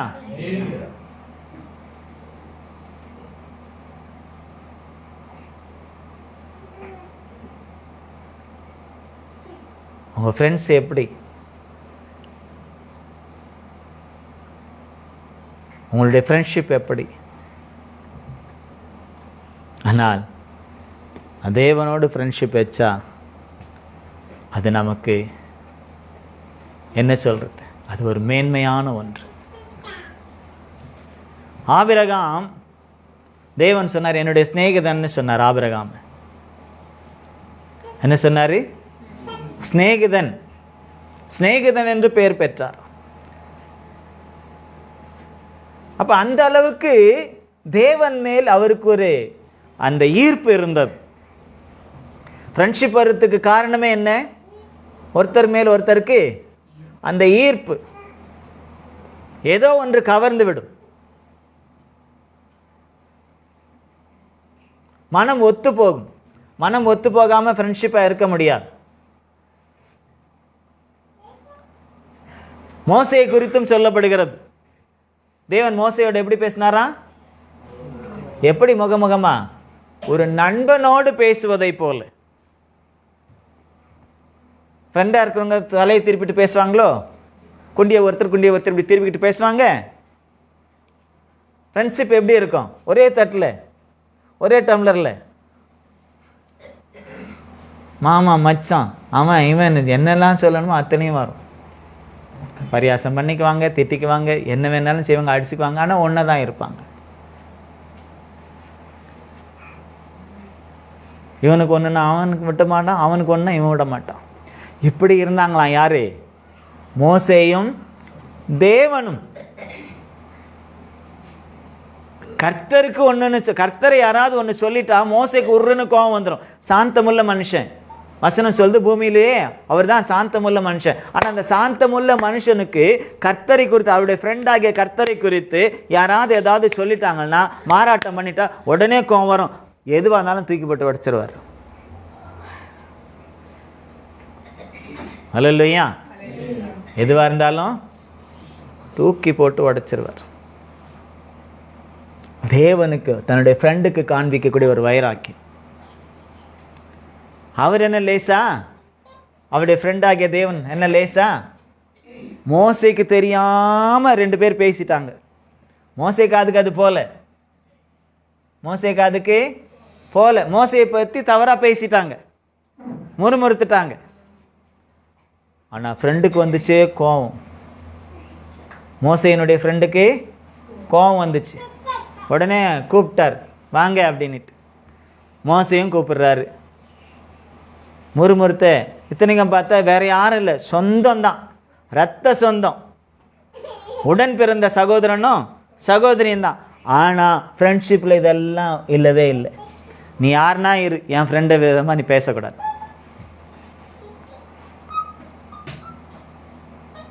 பேசிட்டாங்க. மோசே கேட்கல, ஆனால் ஃப்ரெண்டாகிய கர்த்தர் கேட்டார், தேவன் கேட்டார். உடனே ஆரோனையும் மீரியாமையும் கூப்பிட்டார், மோசையும் கூப்பிட்டார். மோசைக்கு ஏன் கூப்பிட்டு, 3 பேருக்குமே தெரியாது ஏன் கூப்பிட்டார். போனாங்க. ஆனால் கூப்பிட்டதுக்கு அப்புறம் தான் தெரிஞ்சது 2 பேர் மேலே கோபம் வருது. யார் மேலே? மோசைக்கு விரோதமாய், தேவனுடைய சிநேகிதனாகிய நண்பனாகிய மோசைக்கு விரோதமாய் பேசின சொந்த அண்ணனாகிய ஆரோனும் சொந்த சகோதரியாகிய மீரியாம் மேலும் கர்த்தருக்கு கோபம் வருது.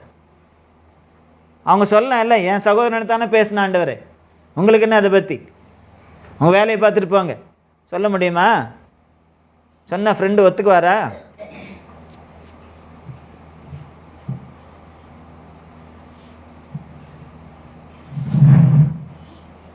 கோபம் வருது.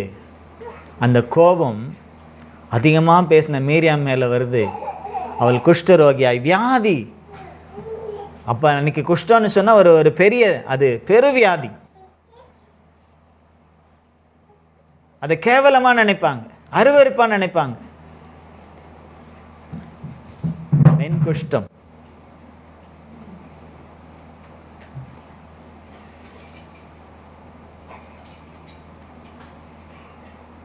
யாரால, எதற்காக இந்த கோபம்? தன்னுடைய நண்பனை தப்பாக பேசிட்டாங்க. தன்னுடைய நண்பனை தப்பாக பேசிட்டாங்க. பேசினது ஒன்றும் தப்பானது இல்லை, சரியானது தான் பேசினாங்க. அன்னைக்கு இஸ்ரவேலர்கள் யாரும் அந்நிய ஜாதிகள் என்ன செய்ய மாட்டாங்க? திருமணம் செய்ய மாட்டாங்க. ஆனால் மோசே திருமணம் செய்தது அந்நிய ஜாதி, அவனுடைய மனைவி. அதை கர்த்தரே அனுமதிச்சிட்டார். நிறைய காதல் கல்யாணம்லாம் ஃப்ரெண்ட்ஸுங்களால தான் நடக்குது இல்லை? நடந்தவங்களுக்கும் தெரியும், நடக்காதவங்களுக்கும் தெரியும். ஃப்ரெண்ட்ஸுங்க உயிரை கொடுப்பாங்கல்ல, அதுக்கு கொடுப்பாங்களா மாட்டாங்களா? யாரும் பதிலே சொல்ல மாட்டேன்றாங்கப்பா. முன்னால் நிற்பாங்க. இப்போ கர்த்தரே விட்டுட்டாரு. ஏன்னா அந்த அன்னைக்கு சூழ்நிலை அப்படி. அதை நீ ஏன் பெருசு பண்ண? குடும்பத்தார் பெருசு பண்ணுறாங்க, கோபம் வருது, அதனால் வியாதி வருது. அதனால் பாளையத்தை விட்டு, தெய்வ சமூகத்தை விட்டு ஒதுக்கி வைக்கிறாங்க. மோசே கெஞ்சி கூட பார்க்குறார், வேண்டாம் ஆண்டவரே வேண்டாம். இல்லைப்பா, இனி யாரும் உனக்கு விரோதமாக பேசக்கூடாது. பேசுனா இதுதான் நிலைமை. யாரும் பேசக்கூடாது. சொந்தமாக இருந்தாலும் பேசக்கூடாது, அசலாக இருந்தாலும் பேசக்கூடாது. யாரும் என்ன செய்யக்கூடாது? என்னுடைய நண்பனை யாரும் பேசக்கூடாதுன்னு கர்த்தர் அங்கே ஒரு பெரிய சாட்சியை வைக்கின்றார். இப்போ நம்முடைய ஃப்ரெண்ட்ஷிப்பும் அப்படி இருந்துச்சுன்னு சொன்னால் நமக்கு ஒன்றுனா கர்த்தர் விடவே மாட்டார். ஆனால் நமக்கு தான் இல்லையே, அவரையே ஏமாத்துறோம்.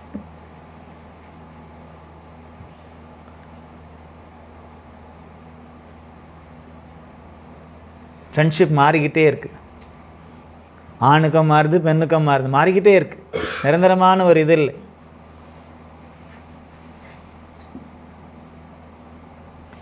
நல்ல நண்பன் என்று சொன்னால் அது நம்முடைய ஆண்டவராகிய இயேசு. அவரோடு நாம் நம்முடைய நட்பை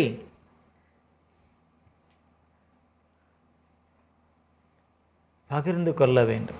அது மாத்திரமல்ல, share with us the life of his son and our master ஜீசஸ்னு வருது. இயேசுவின் வாழ்க்கையை எங்களுடன் பகிர்ந்து கொள்கிறார். அதே போல் நாமும் கூட என்ன செய்யணுமா, நம்முடைய வாழ்க்கையை அவரோடு பகிர்ந்து கொள்ள வேண்டும். நம்முடைய லைஃபே அவரோடு ஐக்கியமாக இருக்க வேண்டும். நம்முடைய லைஃப், நம்முடைய வாழ்க்கை, ஏன்னா நமக்கு ஒரு நிரந்தர வாழ்க்கையை கொடுக்க போகிறவர் அவர் தான். மற்றவங்கெல்லாம் டைம் பீயிங், கொஞ்ச நாளைக்கு. இந்த பூமிக்கிற வாழ்க்கையெல்லாம் கொஞ்ச நாளைக்கு.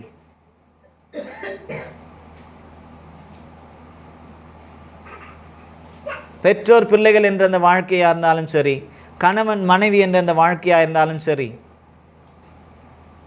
சகோதர சகோதரிகள் என்ற அந்த வாழ்க்கையாக இருந்தாலும் சரி, நண்பர்கள் என்ற வாழ்க்கையாக இருந்தாலும் சரி, எப்படிப்பட்ட இந்த பூமியிலே நாம் சில உறவுகளை வைத்து நாம் வாழ்க்கையை வாழ்ந்து கொண்டிருக்கிறோமோ அந்த உறவுகளும் அந்த வாழ்க்கையும் எல்லாம் கொஞ்ச நாளைக்கு தான். ஆனால் நிரந்தரமான ஒரு வாழ்க்கைக்கு நம்மை நடத்துகிறவரோடு கூட நாம் நிரந்தரமாக நம்முடைய வாழ்க்கையை பகிர்ந்து கொள்ளணும். அதுதான் ஐக்கியம். ஹல்லேலூயா, ஹல்லேலூயா. நிரந்தரமான ஒரு வாழ்க்கையை அவர் தான் நமக்கு கொடுக்கிறார். அப்போ அவரோடு தான் நாம் என்ன செய்யணும், நம்முடைய வாழ்க்கையை நிரந்தரமாக பகிர்ந்து கொள்ள வேண்டும்.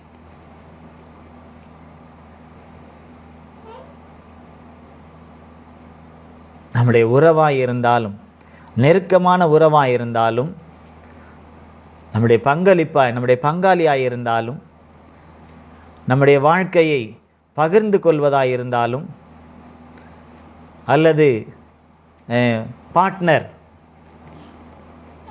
பிஸ்னஸ் பார்ட்னர்னு சொல்லுவாங்க. மனசு ஒத்து இருக்குமா? இருக்காது.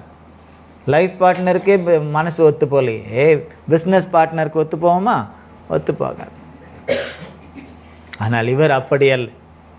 இவரோடு நாம் பார்ட்னர்ஷிப் வச்சா அது நம்மளை பரத்துக்கு நேராய் வழி நடத்தும். ஏனென்றால் அவர் பரத்துக்குரியதான காரியங்களை நமக்கு கொடுக்கும்படியாகத்தான் அவர் நமக்கு பார்ட்னராகவே வருகிறார். ஆமென்.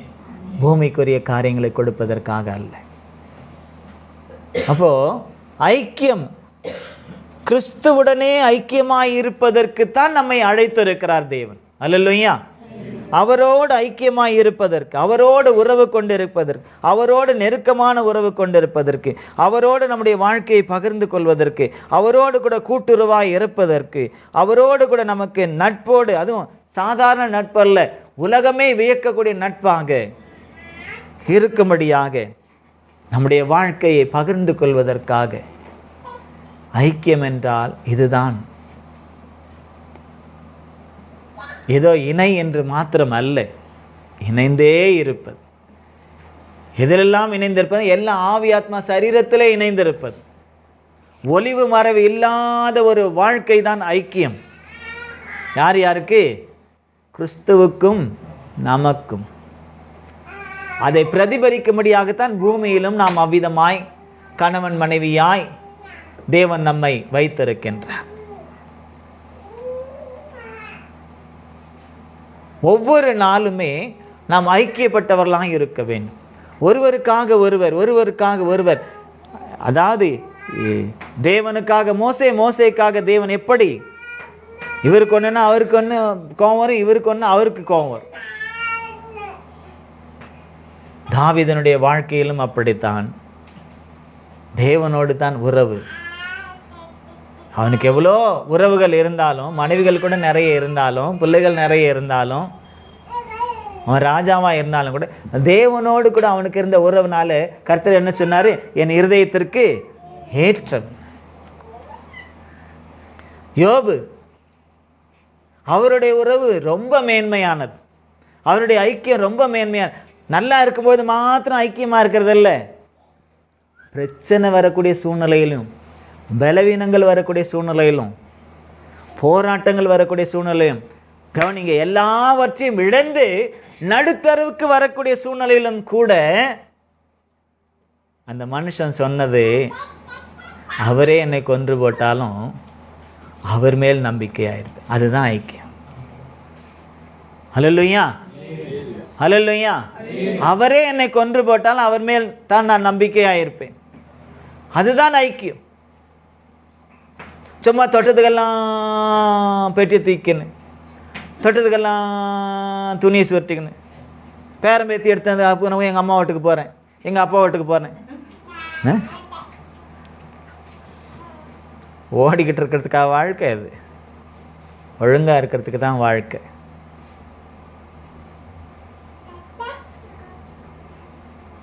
யோபு தியானித்து பாருங்க, எவ்வளவு அடி, எவ்வளவு துன்பம், எவ்வளோ கஷ்டம், எவ்வளோ நஷ்டம், எவ்வளோ வேதனை.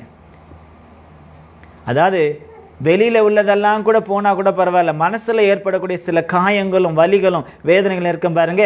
இப்போ சரீரத்தில் ஏதாவது காயப்பட்டால் கூட பரவாயில்ல, அந்த வேதனை குறைஞ்சிரும். ஆனால் உள்ளுக்குள்ளே மனசில் வரக்கூடிய வேதனை இருக்குது பாருங்க, அது குறையாது. அது நாளுக்கு நாள் என்ன செய்யும்? அதிகரித்து கொண்டே இருக்கும். வெந்த பொண்ணில் வேலை பாய்ச்சுற மாதிரி அப்படிதான் யோபுவினுடைய வாழ்க்கையில் இருந்தது. ஆனால் எல்லா சூழ்நிலையிலும் அவர் என்ன சொன்னாரா? கர்த்தர் கொடுத்தார், கர்த்தர் எடுத்தார், கர்த்தருடைய நாமத்திற்கு ஸ்தோத்திரம், மகிமை உண்டாகட்டும். நான் போகும் வழி அவர் அறிவார், நான் சோதிக்கப்பட்ட பின் சுத்த பொன்னாக விளங்குவேன், அவரை நான் மறுபடியும் காண்பேன். அவரை நான் இப்படியெல்லாம் போயிட்டேன், அவர் என்னை விட்டுற மாட்டார், அவரை நான் மறுபடியும் நான் காண்பேன். எல்லாம் இழந்தாலும் என்ன, அவரே கொன்று போட்டாலும் என்ன, அவர் தான் எனக்கு. அல்லேலூயா. இதுதான் ஐக்கியத்தின் உச்சகட்டம். அல்லேலூயா, அல்லேலூயா. ஐக்கியத்தின் உச்சகட்டம் அது. என்ன வந்தாலும் எங்களை பிரிக்க முடியாது. பவுல் சொல்றார், எது என்னை பிரிக்க முடியும் கிறிஸ்துவனுடைய அன்பை விட்டு? வாசித்து பார்க்குறீங்களா? ரோமர் 8வது அதிகாரம் 35 வாசிங்க. ரோமர் 8:35 வாசிங்க. ரோமரை தேடத்துக்கு எவ்வளோ நேரம்?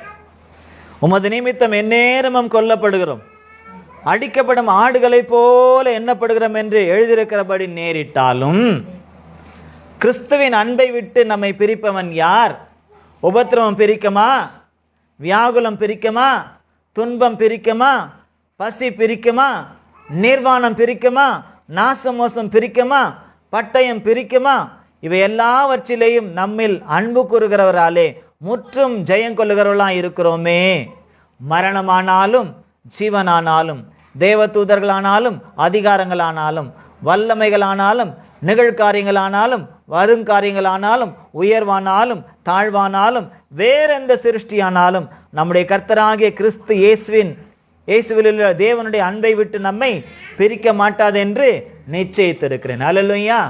இந்த வார்த்தையை நல்லா, இந்த வசனத்தை அண்டர்லைன் பண்ணி வச்சுக்கோங்க. எதுவும் பிரிக்க முடியாது, எதுவும் பிரிக்கிறதுக்கு இடம் கொடுக்கவும் கூடாது.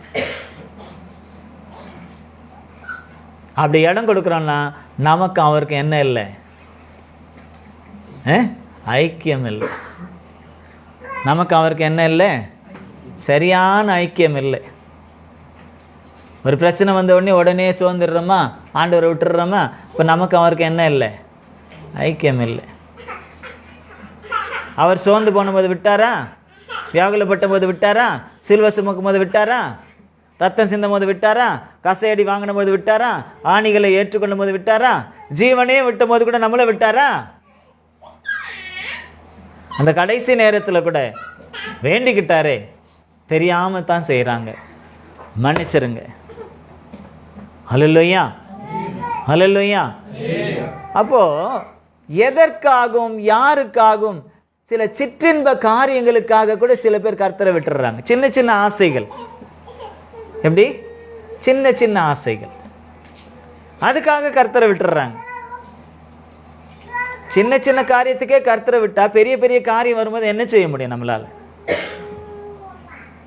ஏதாவது செய்ய முடியுமா? இயேசுவினுடைய சீஷர்கள் 12 சீஷர்களிலே ஒரு சீஷனை தவிர மற்ற எல்லா சீஷர்களும், கவனிங்க, மற்ற எல்லா சீஷர்களும் இரத்த சாட்சியாய் மரித்தவர்கள். அந்த மரணம் கிறிஸ்துவை விட்டு அவர்களை பிரிக்கவில்லை. அல்லேலூயா. கிறிஸ்துவை விட்டு பிரிக்கல. நம்ம நாட்டுக்கு வந்த தோமாவை ஈட்டியால் குத்தினாங்க. ஈட்டியால குத்தினாங்க, விரட்டி விரட்டி விரட்டி அடித்து குத்தினாங்க. ஆனாலும் அந்த மலை இன்றைக்கும் அங்கே இருக்குது, நினைவிடங்கள் அங்கேயும் இருக்குது. அவர் ஓடி போய் ஒளிந்த இன்னொரு மலையும் இருக்குது. அங்கே போய் தாகத்துக்காக அவர் பாறையை சொரண்ட இடத்துல தண்ணி இன்றைக்கும் வந்துக்கிட்டு இருக்கு. எல்லாம் இருக்குது. அவர் அடக்கம் பண்ணப்பட்ட இடமும் இருக்குது, எல்லாம் இருக்குது, சாட்சி இருக்குது. மரித்தும் அவர்கள் எல்லாம் பேசி கொண்டு தான் இருக்கிறார்கள். காரணம் என்ன? எதுவும் தேவனை விட்டு அவர்களை பிரிக்கலை. ஈட்டி குத்தா பிரிக்கலை. ஒரு சீஷனை தோலை உரிச்சாங்களாம். நம்ம சிக்கன் கடைக்கு போனால் தோலை உரிக்கிறாங்க பாருங்க, அந்த மாதிரி நம்ம தோலை உரிக்க முடியுமா? ஆனால் உரிச்சாங்க. உரிக்க உரிக்க உரிக்க ஐயோ ஆண்டவரை நான் விட்டுறேன்னு விட்டாங்களா? நீ என்ன வேணாலும் பண்ணு. நின்றார்கள். அதுதான் ஐக்கியம். ஒருத்தரை தலைக்கீழே தொங்க விட்டாங்க, தலைக்கீழே சிலுவையில் அடித்தாங்க, எக்ஸ் வடிவில் சிலுவையில் அடித்தாங்க, சிங்கத்தை விட்டு கடிக்க வச்சாங்க, தெரு தெருவாக இழுத்துன்னு போயிட்டு சாகடிச்சாங்க, கல்லால் அடித்து சாவடிச்சாங்க, கம்பால் அடித்து சாவடிச்சாங்க, சித்திரவதை செய்தார்கள். ஆனால் கிறிஸ்துவையும் அவங்களையும் விட்டு என்ன செய்ய முடியல? தோலையும் சதையும் பிரிக்க முடிஞ்சிச்சு. ஆனால் கிறிஸ்துவையும் அவங்களையும் விட்டு என்ன செய்ய முடியல? அந்த ஐக்கியத்தை பிரிக்க முடியல. காரணம் என்ன? காரணம் என்ன?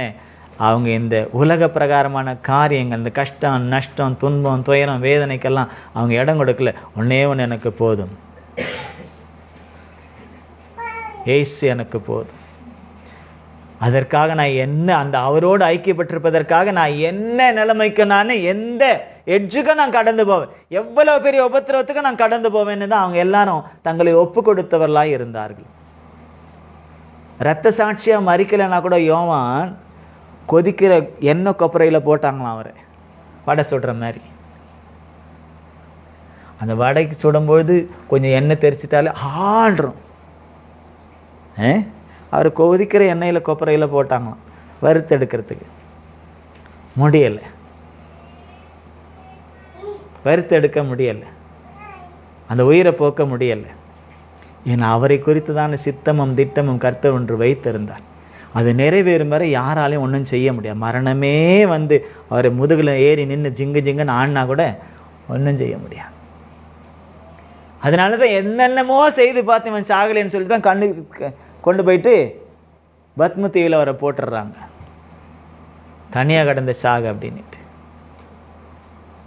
தனியாக கடந்தார் அவர், தனியாக இருந்தார். ரொம்ப சந்தோஷமாக போச்சு அவருக்கு.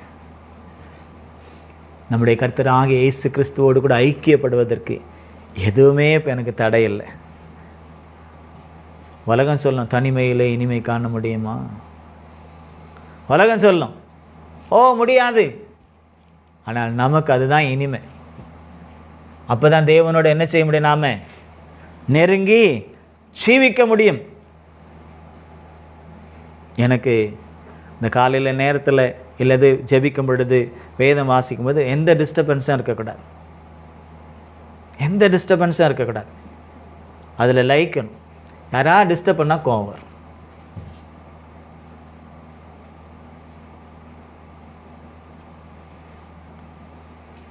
ஏன்னா அந்த தனிமையில் அவரோடு கூட நாம் இணைந்து கொள்ளும் பொழுது அதில் கிடைக்கக்கூடியதான அந்த மகிமை, அதில் கிடைக்கக்கூடியதான அந்த ஸ்பரிசம், அதில் கிடைக்கக்கூடியதான அந்த ஆனந்தம் வேறு எதுலேயுமே நமக்கு கிடைக்காதுங்க. அனுபவிச்சா தான் தெரியும். நாமும் அவரும் மட்டும். அப்போ தனிமையில் தூக்கிட்டு போயிட்டு போட்டால் அவன் ஏங்கியே செத்துருவான். ஆனால் அவருக்கு தான் தெரியும், நான் ஏன் ஏக்கம் கொள்ளணும், என்னுடைய ஏக்கம் எல்லாம் அவர் மேல் இருக்கிறது. அதனால தான் அவர் அங்கே இறங்கி வந்துடுறார். அல்லேலூயா, அல்லேலூயா. சாதாரணமாக மாம்சத்தில் வெளிப்பட்ட இயேசுவை போல இறங்கி வராமல் உன்னத தன்மை கொண்ட இயேசுவாக அவர் இறங்கி வந்து தன்னை வெளிப்படுத்துகிறார். இதுவரை கண்டிராத இயேசுவை அங்கே காணுகிறார். எவ்வளோ நல்லா இருக்கும். அதோடு போச்சா, அப்படியே ஆவியில் போயிடுறார். எங்கே போகிறாரு? எங்கே கொண்டு போகிறான் தூதன்? அவர் ஆவிக்குள்ளாகி எங்கே போனார்? பரலோகத்தினுடைய காட்சிகள் எல்லாம், பரலோகத்திலேருந்து பூமியை பார்க்குறார். இங்கே சில பேர் ராக்கெட்டில் போயிட்டு பூமியை பார்க்குறாங்க. சந்திரனில் போயிட்டு என்ன செய்கிறாங்க? அங்கே ராக்கெட்டுங்களை வச்சு இல்லை ஏதோ வச்சு பூமியெல்லாம் நாங்கள் படம் பிடிக்கிறோம் அப்படின்னு சொல்லிக்கிட்டு எவ்வளோ செலவு பண்ணுறாங்க. இங்கே சில பேர் பிச்சைக்காரங்களாம் சுற்றிக்கிட்டு இருக்காங்க. இங்கே இருக்கிற தண்ணியெல்லாம் ஒன்று சேருங்கடானா தண்ணி சேர்க்க மாட்டேன்றானுங்க. அங்கே போயிட்டு சந்திரனில் தண்ணி இருக்குதான்னு கோடிக்கணக்கில் என்ன செய்கிறாங்க? செலவு பண்ணி, அந்த கோடியை எங்கே செலவு பண்ணியிருந்தா நம்முடைய தேசத்தில் என்ன இருக்காது? எந்த இடத்துலையும் தண்ணி பஞ்சம் இருக்காது, அந்த ஏற்ற தாழ்வுகள் இருக்காது. அதை ஒருத்தனும் செய்ய மாட்டேங்கிறான். சந்திரனில் தண்ணி இருந்தால் அங்கேருந்து கொலை போடுவான். ஆனால் இங்கே இருக்கிற தண்ணியை ஒன்று செய்கிறதுக்கு கோடிகளை செலவு பண்ணுறான்னா கேடிகளாக இருக்கிறானுங்க.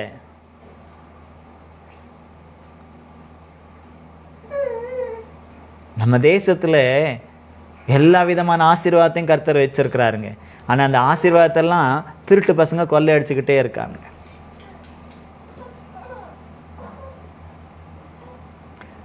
தேசத்தில் உள்ள நதிகளை தேசியமயமாக்கி அதை இணைத்தாலே எல்லாருக்கும் தண்ணி நிறைவாய் கிடைக்கும். நமக்கு பிரச்சனை இல்லை. அதுவும் முக்கியமாக ஹவுசிங் போர்டில் இருக்கிறவங்களுக்கு ஜாஸ்தி தண்ணிக்கு பிரச்சனை கிடையாது. மனாவரியாக நம்ம செலவு பண்ணுறோம். அதனால அந்த அருமை நமக்கு தெரியாது. சில பேருக்கு கஷ்டம். சில இடத்துல ரொம்ப தண்ணியே பார்க்க முடியறதில்ல. வாரத்தில் ஒரு நாள் தான் பார்க்குறாங்க.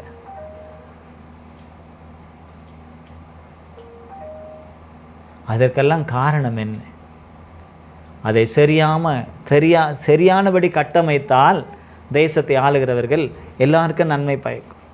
ஆனால் யாருக்குமே அந்த பொதுநலம், யாருக்குமே அந்த எல்லாருக்கும் பொதுவாய் சேவை செய்யணுன்றது என்ன இல்லை. எல்லாரும் தன்னலத்தோடு தான் இருக்கிறார்.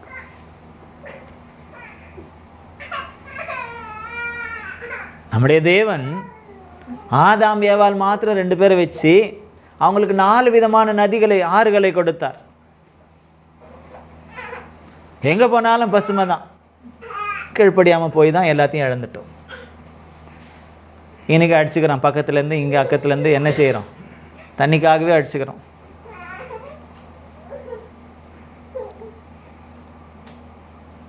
ஒருங்கிணைந்த இந்தியான்னு சொல்கிறோம். ஆனால் ஐக்கியப்பட்டிருக்கான்னு பார்த்தா இல்லை.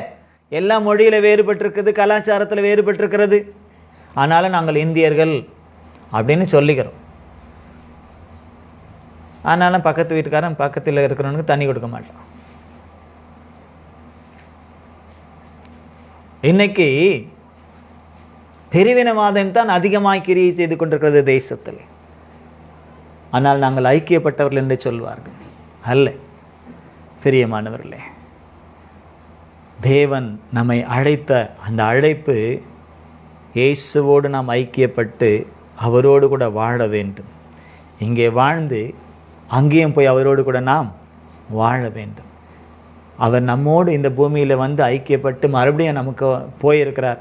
நமக்காக ஸ்தலத்தை ஆயத்தம் பண்ண. இங்கே நமக்கு வீடு இருக்குதோ இல்லையோ, சொந்த வீடு இருக்குதோ இல்லையோ, சொந்த பூமி இருக்கோ இல்லையோ, எவ்வளோதான் நம்ம மாடி மேலே மாடி கட்டி சொந்தமாக ஏக்கர் கணக்கில் வச்சுருந்தாலும் கொண்டு போக முடியாது. கொண்டு போக முடியாது. எனக்கு அங்கே இருக்குது இங்கே இருக்குது சொல்லிக்கலாம், பெருமைப்பட்டுக்கலாம். ஆனால் கொண்டு போக முடியுமா அப்படின்னா முடியாது. கொண்டு போக முடியாதுக்காகத்தான் காலங்காலமாக பாடுபட்டுக்கிட்டு இருக்கோம். ஆனால் அவர் நமக்காகவே நமக்காகவே அவர் ஆயத்தம் பண்ணிக்கிட்டு இருக்கார் ஸ்தலத்தை. அதை குறித்து நாம் எந்த விதமான கவலையும் இல்லாமல் இருப்போம்னு சொன்னால் அதை பெற்றுக்கொள்ள முடியுமா? அப்போது அவரோடு ஐக்கியப்பட்டு அவரோடு இணைந்து கொண்டால்தான் அவர் நமக்காக கட்டி கொண்டிருக்கிற அந்த ஸ்தலத்தை நாம் சென்றடைய முடியும். அவரோடு ஐக்கியமாக இருந்தால் மட்டும்தான். அவரோடு ஐக்கியமாக இருந்தால், அவர் நம்மோடு ஐக்கியமாக இருந்தால் அங்கே நமக்காக கட்டிக்கிட்டு இருக்காரு. அவரோடு ஐக்கியமாக இருந்தால் நம்ம பூமியில் அவருக்காக கிரியை செய்து கொண்டிருக்க வேண்டும். ஆமென். ஹல்லேலூயா. இது எப்படி சொல்கிறது? ஃபாரினுக்கு ஒருத்தர் போகிறார், ஒரு புருஷன் ஃபாரினுக்கு போகிறார், மனைவி பிள்ளைங்க எங்கே இருக்காங்க? ஊரில் இருக்காங்க. எதுக்கு போகிறார் ஃபாரினுக்கு? அவர் சம்பாதிக்கிறது. யாருக்காக சம்பாதிக்கிறதுக்கு? மனைவி பிள்ளைகளுக்காக, இல்லையா? போய் அங்கே சம்பாதிக்கிறார், மனைவி பிள்ளைகளெல்லாம் சொந்தங்களெல்லாம் விட்டுட்டு போயிட்டு அங்கே பல விதமான கஷ்டம். ஃபாரின் ஒன்று ஏதோ ரொம்ப சொகுசு வாழ்க்கைன்னு நினைக்கிறாங்க. ஆனால் இல்லை, போயிட்டு வந்தவங்களுக்கு கேட்டால் தான் தெரியும் எத்தனை பேர் ஏமாற்றப்பட்டிருக்காங்க, எத்தனை பேர் கஷ்டத்தை அனுபவிச்சுட்டு வராங்கன்றது. அதுக்கு ஆணும் இல்லை பெண்ணும் இல்லை, எல்லாமே அப்படி தான் இருக்குது. அவன் அங்கே போயிட்டு கஷ்டப்பட்டு சம்பாதிக்கிறது இங்கே இருக்கிற மனைவி பிள்ளைகளுக்காக. இங்கே இருக்கிற மனைவி என்ன செய்யணும்? அங்கே இருக்கிற கணவனுக்காக காத்து இருக்கணும். அங்கே இருக்கிற கணவனுக்காக அவன் அனுப்பக்கூடிய ஆசீர்வாதத்தெல்லாம் பெற்றுக்கிட்டு இங்கே அவனுக்காக செய்ய வேண்டியதான காரியத்தை செஞ்சுக்கிட்டு இருக்கணும். அப்படி தானே? அதுதான் நல்ல உறவு. அதை விட்டுட்டு அவர் அங்கேருந்து சம்பாரித்து அனுப்ப இந்த அம்மா இஷ்டத்துக்கும் செலவு பண்ணி வேறு கள்ள உறவெல்லாம் வச்சுக்கிட்டு புருஷன் என்ன வெறும் சம்பாதிக்கிறதுக்கு மாத்திரம் அங்கே இருக்கட்டும், மற்றதெல்லாம் இங்கே நம்ம வேறு மாதிரி பார்த்துக்கலாம் அப்படின்ற மாதிரி இருந்தால் அந்த புருஷன் மறுபடியும் வந்து பார்த்தா என்ன ஆகும்? குடும்பமாக இருக்குமா? மறுபடியும் அந்த புருஷனோட இணைய முடியுமா? சேர முடியுமா? வாழ்க்கையை நடத்த முடியுமா? இல்லை ஊர் உலகம் தான் நம்மளை மெச்சுமா? அப்படித்தான் நம்முடைய வாழ்க்கை, பரலோக வாழ்க்கையும் அப்படித்தான். அவர் நமக்காக கிரியை செய்து கொண்டிருக்கிறார். நம்மோடு ஐக்கியப்பட்டு நமக்காக அவர் கிரியை செய்திருக்கிறார். நாமும் அவரோடு கூட ஐக்கியப்பட்டு எவ்வளோ தூரத்தில் இருந்தாலும் மனசு ஐக்கியப்படணும். சரீரம் தூரம் இருந்தாலும் மனசு பக்கத்தில் இருக்கணும். மனசு பக்கத்தில் ஒன்றோட ஒன்று ஐக்கியப்பட்டிருந்தா எங்கே இருந்தாலும் யாருக்கும் விரோதமாக என்ன செய்ய முடியாது? தவறு செய்ய முடியாது, பாவம் செய்ய முடியாது. அல்லேலூயா. செய்ய முடியுமா? இவங்க பார்க்கல, மாமியார் பார்க்கல, மாமனார் பார்க்கல, புருஷன் பார்க்கல, பிள்ளைகள் பார்க்கலன்னு, பொண்டாட்டி பார்க்கலன்னு செய்யலாம். ஆனால் அவர் பார்க்காம செய்ய முடியுமா? அவருடைய கண்கள் பூமி எங்கும் சுற்றி கொண்டிருக்கிறது. நமக்காக ஆயத்தம் பண்ணிக்கிட்டு இருக்காரு ஸ்தலத்தை, நமக்காக காரியங்களை செய்துக்கிட்டு இருக்காரு. அவருக்காக அவரோடு கூட ஐக்கியப்பட்டு நாமும் இந்த பூமியில் அவருக்காக நாம் கிரியை செய்ய வேண்டும். அவருடைய நாமத்தை மகிமைப்படுத்தி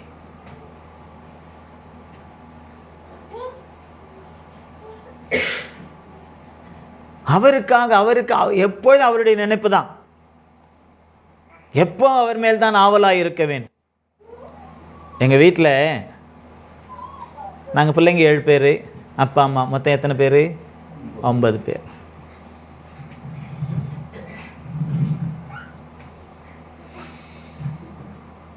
எங்கள் அம்மாவை நான் பார்த்துருக்கேன். எது செய்தாலும் முதல்ல எடுத்து எங்கள் அப்பாவுக்கு வச்சுருவாங்க. முதல்ல எடுத்து எதுவாக இருந்தாலும் முதல்ல எடுத்து இருந்தாருன்னா முதல்ல போட்டு கொடுத்துருவாங்க அவங்களுக்கு. அதுக்கப்புறம் தான் பிள்ளைங்களுக்கு. அடிவதெல்லாம் வாங்குவாங்க. அவங்கள மாதிரி அடிவதை வாங்கினவங்களும் யாரும் கிடையாது. அடித்து உதச்சாலும் கடைசியில் அவர் தான் மஞ்சள் பத்தெல்லாம் போட்டு விடுவார். அப்படி அடிப்பார். அது நல்ல பழக்கமா அப்படின்னு நீங்கள் கேட்கலாம். அது நல்ல பழக்கமோ கெட்ட பழக்கமோ, ஆனால் 2 பேரும் விட்டு கொடுக்க மாட்டாங்க.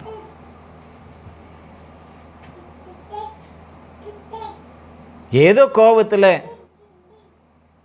அப்படி அடிச்சுட்டு காலையில் அடிச்சுட்டு அவர் போயிட்டா கூட சாயந்தரம் வந்தால் 2 பேரும் ஜாலியாக 2 பேரும் சேர்ந்து கடைக்கு போயிட்டு வருவாங்க.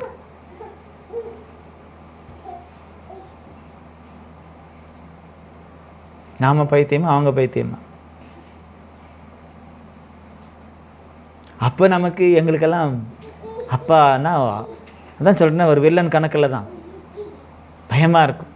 பேசவும் முடியாது. பேசினா அடி தான். அவர் பேசவே மாட்டார், எடுத்து தான் அடி தான்.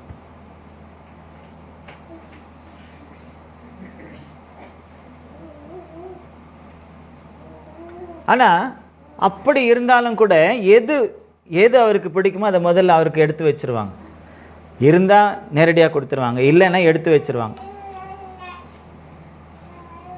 கடைசி சாவர வரலும் இதை நான் பார்த்துருக்கேன்.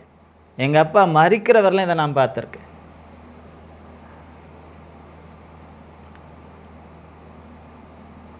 எல்லாருக்கும் ஒரு முட்டைன்னா அவருக்கு 2 முட்டை வைப்பாங்க.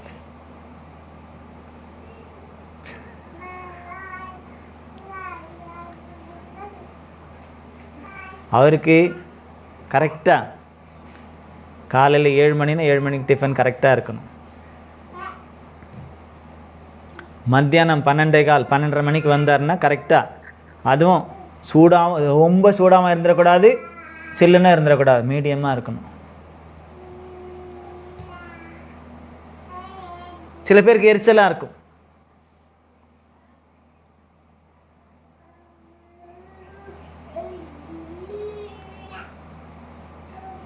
தண்ணி கேட்டால் தண்ணி எடுத்துகிட்டு போயிட்டு கொடுத்தா, செம்பில் மண்டுட்டு போயிட்டு கொடுத்தா, செம்புலேருந்து தண்ணி கீழே ஒழுகக்கூடாது, ஒழுகாமல் கொண்டு போயிட்டு கொடுக்கணும். கொடுத்தா வாங்கின முதல்ல அடித்தான் விழும், கொழுவின்னு இருந்துச்சுன்னா. அது நாங்களாக இருந்தாலும் சரி, அம்மாவாக இருந்தாலும் சரி.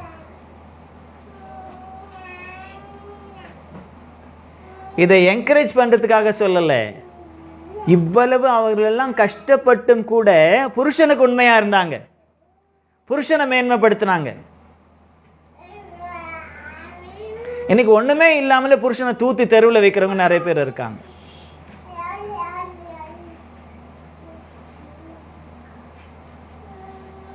அப்போ இவங்கெல்லாம் அப்படிப்பட்டவங்ககிட்ட வாழ்க்கை நடத்திருந்தா என்ன செய்வாங்க? ஒரு நாள் குப்பை கொட்டி இருப்பாங்களா?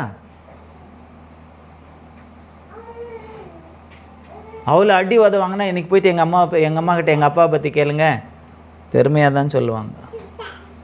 அவரை மாதிரி நீங்கள்லாம் என்னடா, அவரை மாதிரி இல்லைன்னு தான் சொல்லுவாங்க. அப்படி தான் சொல்லுவாங்க. என் புருஷன் இருந்திருந்தா இன்றைக்கி என் நிலைமை வேறு அப்படின்வாங்க. அந்த உடம்பெல்லாம் அப்படி நல்ல அடி வாங்கி கட்ட பஞ்சு போயிருக்கிற உடம்பு தான்.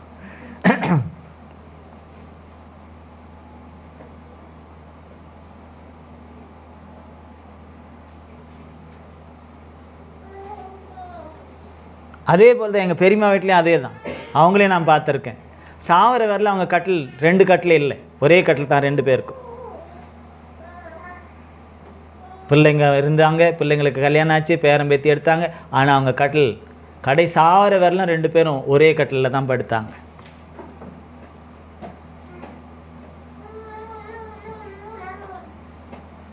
பிரிக்கலைங்க, பிள்ளைங்களும் பிரிக்கலை, அவங்களும் பிரியலை. இதெல்லாம் சாட்சி ஏற்றுக்கொள்ளணும். முரட்டாட்டம் பண்ணக்கூடாது, முரண்டு பிடிக்கக்கூடாது, ஏளனமாக நினைக்கக்கூடாது, உள்ளுக்குள்ளவே கருவக்கூடாது. இதெல்லாம் ஏன் சொல்கிறாங்கன்னு நினைக்கக்கூடாது. புரிஞ்சுக்கணுன்றதுக்காக தான். புரிந்து அறிந்து செயல்படணும். நமக்கும் கிறிஸ்துவுக்குள்ள உறவு இந்த பூமியிலே கணவன் மனைவிக்குள்ள இருக்கிற உறவுன்னு சொல்லப்படுகிறது. அதை நாம் பிரதிபலிக்கக்கூடியவர்கள்னு எபேசியர்ல அழகாக எழுதப்பட்டிருக்கிறது. ஆனால் நமக்கு தெரியவே தெரியாது, நம்ம கண்களுக்கும் தெரியாது, மனசுக்கும் தெரியாது. படிக்க தான் செய்யணும். படித்து என்ன பிரயோஜனம்? படித்தவங்களுக்கெல்லாம் அறிவு இருக்குன்னு அர்த்தமா? படிக்காதவனுக்கு அறிவு இல்லைன்னு அர்த்தமா? படிக்கிறதோ படிக்காமல் இருக்கிறதோ முக்கியம் இல்லை, சரியான முறைப்படி நம்முடைய செயல் இருக்க வேண்டும். இந்த பூமியிலே இயேசுவுக்கும் மணவாட்டிக்கும் இருக்கக்கூடிய ஒரு உறவினுடைய நிழல் பூமியில கணவன் மனைவின்னா அவங்க எப்படி இருக்கணும்?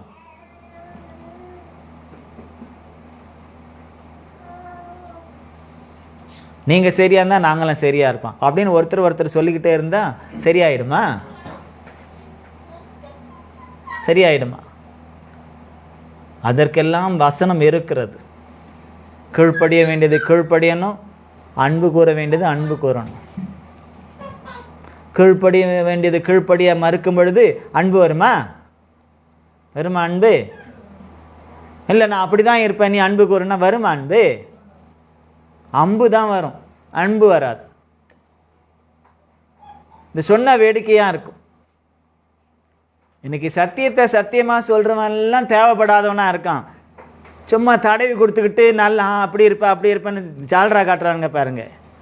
அவனுங்க தான் இன்னைக்கு நிறைய விசுவாசிங்களுக்கும் சரி உலகத்தாருக்கும் சரி நல்லவங்களாம் தெரியுறாங்க. கொள்ளை அடித்து ஊரை அடித்து உலையில் போட்டுக்கிட்டு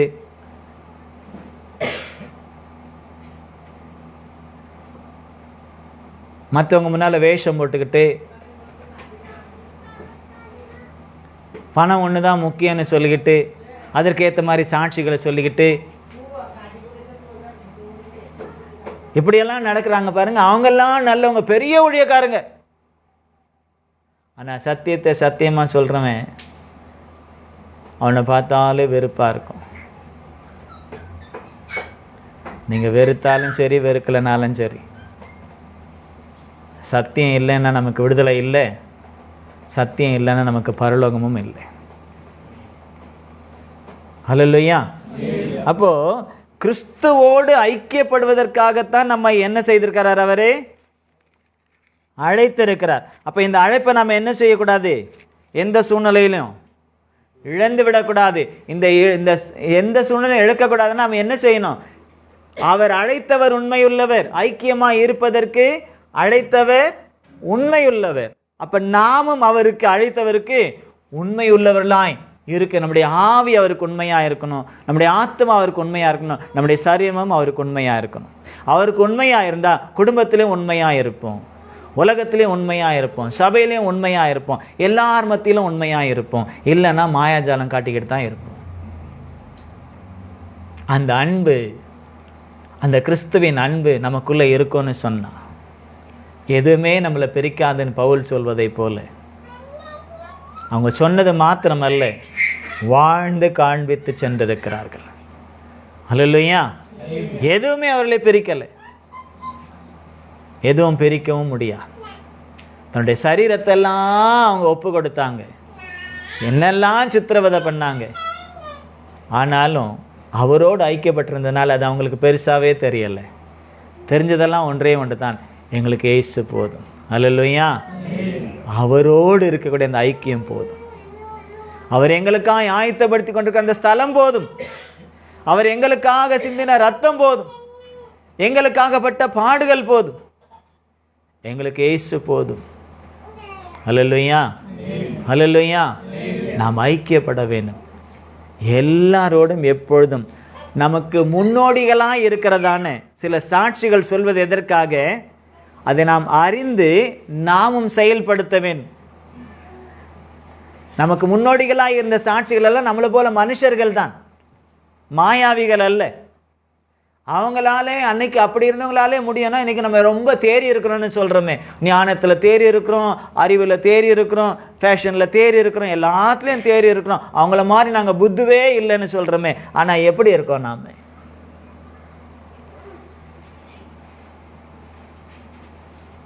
பிரியமானவர்களே, அவரோடு ஐக்கியமாக இருப்பதற்காகத்தான் தேவன் நம்மை அழைத்திருக்கிறார். இந்த அழைப்பை நாம் என்ன செய்யக்கூடாது?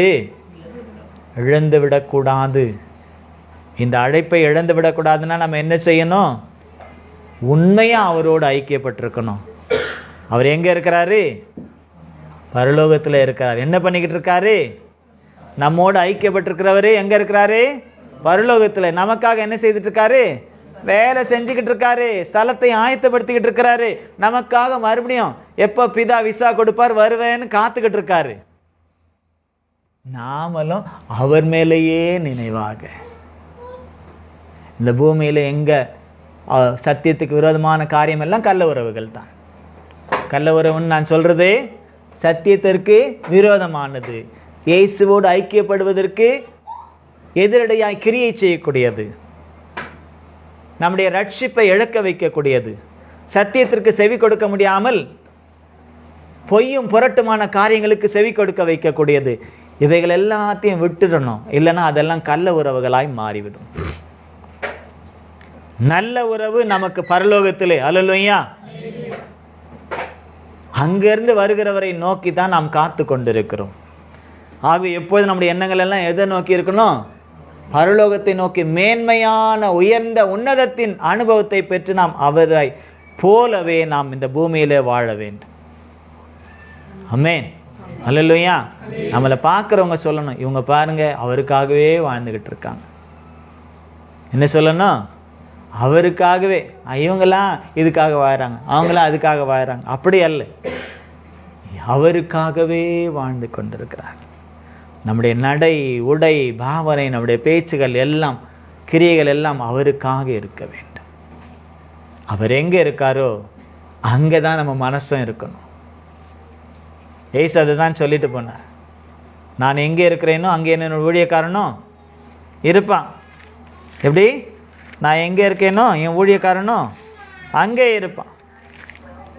ஒருவன் எனக்கு ஊழியம் செய்தால் பிதாவானவர் அவனை கனம் பண்ணுவார். வாசித்து பாருங்க, யோவான் 12வது அதிகாரம் 26வது வசனத்தை வாசியுங்கள். யோவான் 12:26 வாசிங்க.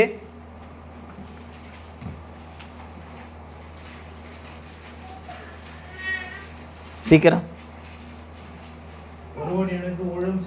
ஒருவன் எனக்கு ஊழியம் செய்கிறவன் ஆனால் என்னை பின்பற்ற கடவன். நான் எங்கே இருக்கிறேனோ அங்கே என் ஊழியக்காரனும் இருப்பான். ஒருவன் எனக்கு ஊழியம் செய்தால் அவனை பிதாவானவர் கனம் பண்ணுவார். ஊழியம்னா என்னங்க ஊழியம்? ஊழியம்னா என்ன ஊழியம்? சுவிசேஷம் ஊழியமா? தீர்க்க தரிசன ஊழியமா? பிரசங்க ஊழியமா? மேய்ப்பன் ஊழியமா? இங்கே ஊழியம்னு சொல்றது அவரோடு ஐக்கியப்பட்டு அவருக்காய் வாழ்வதைத்தான் இங்கே சொல்லப்படுகிறது. ஒருவன் எனக்கு உடன்படிக்கை மூலமாக எவ்விதமாய் கணவன் மனைவி ஒருவருக்காக ஒருவர் என்று உடன்படிக்கை செய்து திருமண பந்தத்திற்குள்ளே கடந்து வருகிறார்களோ அதே போல இந்த பூமியிலே நாம் இருந்து கொண்டு நாம் அவருக்காக கிரியை செய்வது. அப்போ அவருக்காக கிரியை செய்யணும்னா நம்ம யாரை பின்பற்றணுமா? அவரைத்தான் பின்பற்ற வேண்டும். ஹல்லேலூயா, ஹல்லேலூயா, ஹல்லேலூயா. அவருக்காகத்தான். எங்கள் வீட்டில் எதை செஞ்சாலும் முதல்ல எங்கள் அம்மா சொல்கிறது உங்கள் அப்பாவுக்காக. அப்பாவுக்கு இதுதான் பிடிக்கும், அப்பாவுக்கு இப்படி செஞ்சால் தான் பிடிக்கும். நாங்கள் இதை தான் அதிகமாக கேட்டிருக்கோம். அவருக்கு பிடிக்கிறது எங்களுக்கும் பிடிக்கும்.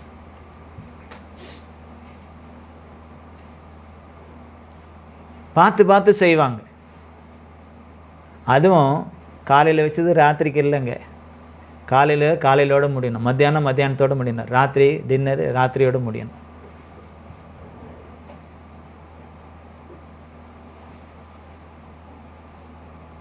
ரெண்டு நேரம் கடைக்கு போயிட்டு வராங்க, பஜாருக்கு போயிட்டு வருவாங்க. காலையில் ஒரு முறை போயிட்டு வராங்க, திரும்பி சாயந்தரம் ஒரு முறை போயிட்டு வருவாங்க. அப்பப்போ வாங்கிட்டு வந்து ஃப்ரெஷ்ஷாக செய்யணும். அரிசி பருப்பெல்லாம் அது ஸ்டாக் இருக்கும், மற்றபடி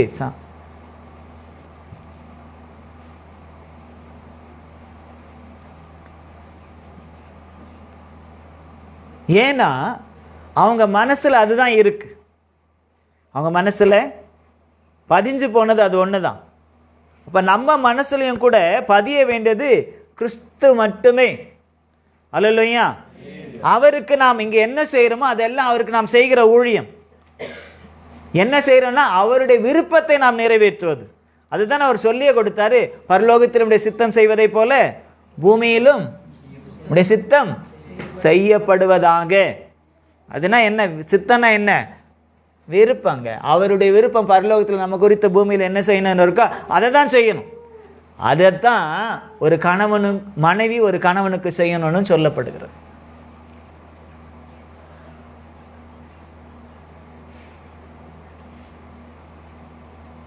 அப்படி செய்தவங்கெல்லாம் நல்லா தான் வாழ்ந்தாங்க.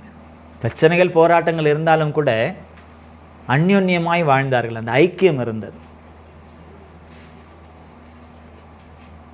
அப்போ ஒருவன் எனக்கு ஊழியம் செய்கிறவனானால் என்னை அதாவது அவரைத்தான், அவருடைய விருப்பத்தை நிறைவேற்ற யாரை பின்பற்றணும்?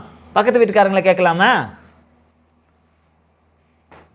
உன் புருஷனுடைய விருப்பத்தை நிறைவேற்ற பக்கத்து வீட்டு புருஷன்கிட்டயே கேட்க முடியும்? யார்கிட்ட கேட்கணும்? அப்போ புருஷன்கிட்ட தானே கேட்கணும். அப்போ அதுதான் அவர் சொல்கிறார், ஒருவன் எனக்கு ஊழியம் செய்யணும்னா என்னை பின்பற்ற கடவன். நான் எங்கே இருக்கிறோன்னா அவன் அங்கே என் ஊழியக்காரனும் இருப்பான். எப்படி இருக்க முடியும்? அவர் இருக்கிற இடத்துல நம்ம இருக்க முடியுமா? இப்போ அவர் பரலோகத்தில் இருக்கார், நம்ம பூமியில் இருக்கோம். ஆனால் நம்முடைய நினைவுகள் அங்கே இருக்கணும். அல்லேலூயா.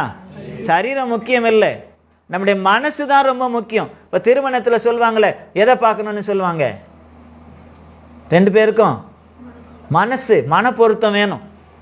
மனம் பொருந்தாமல் கோடியாக கொடுத்து கல்யாணம் பண்ணி வச்சாலும் மனம் பொருந்தலைன்னா என்ன ஆகும்?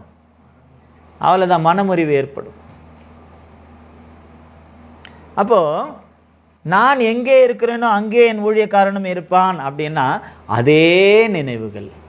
பூமியில் இயேசு கிறிஸ்து இருந்துக்கிட்டு அவர் சொல்கிறார் நானும் பிதாவும் ஒன்றாக இருக்கிறோம். அதனுடைய அர்த்தம் என்ன?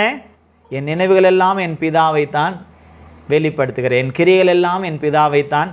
அதே போலத்தான் மணவாட்டி மணவாளனாகிய இயேசுவை, அதே போலத்தான் மனைவி புருஷனுக்காக என்று வேதம் இப்படித்தான் எடுத்துரைக்கிறது. ஐக்கியம், பிள்ளைகள் பெற்றோருக்காக, பெற்றோர் பிள்ளைகளுக்காக, இப்படித்தான். ஒருவன் எனக்கு ஊழியம் செய்தால் அவனை பிதாவானவர் என்ன செய்வார்? என்ன செய்வாராம்? கனம் பண்ணுறதுனா என்ன? ஆமாம், பிளஸ்ஸிங் அவர்கிட்ட இருந்து நமக்கு கடந்து வரும்னு சொல்கிறேன்.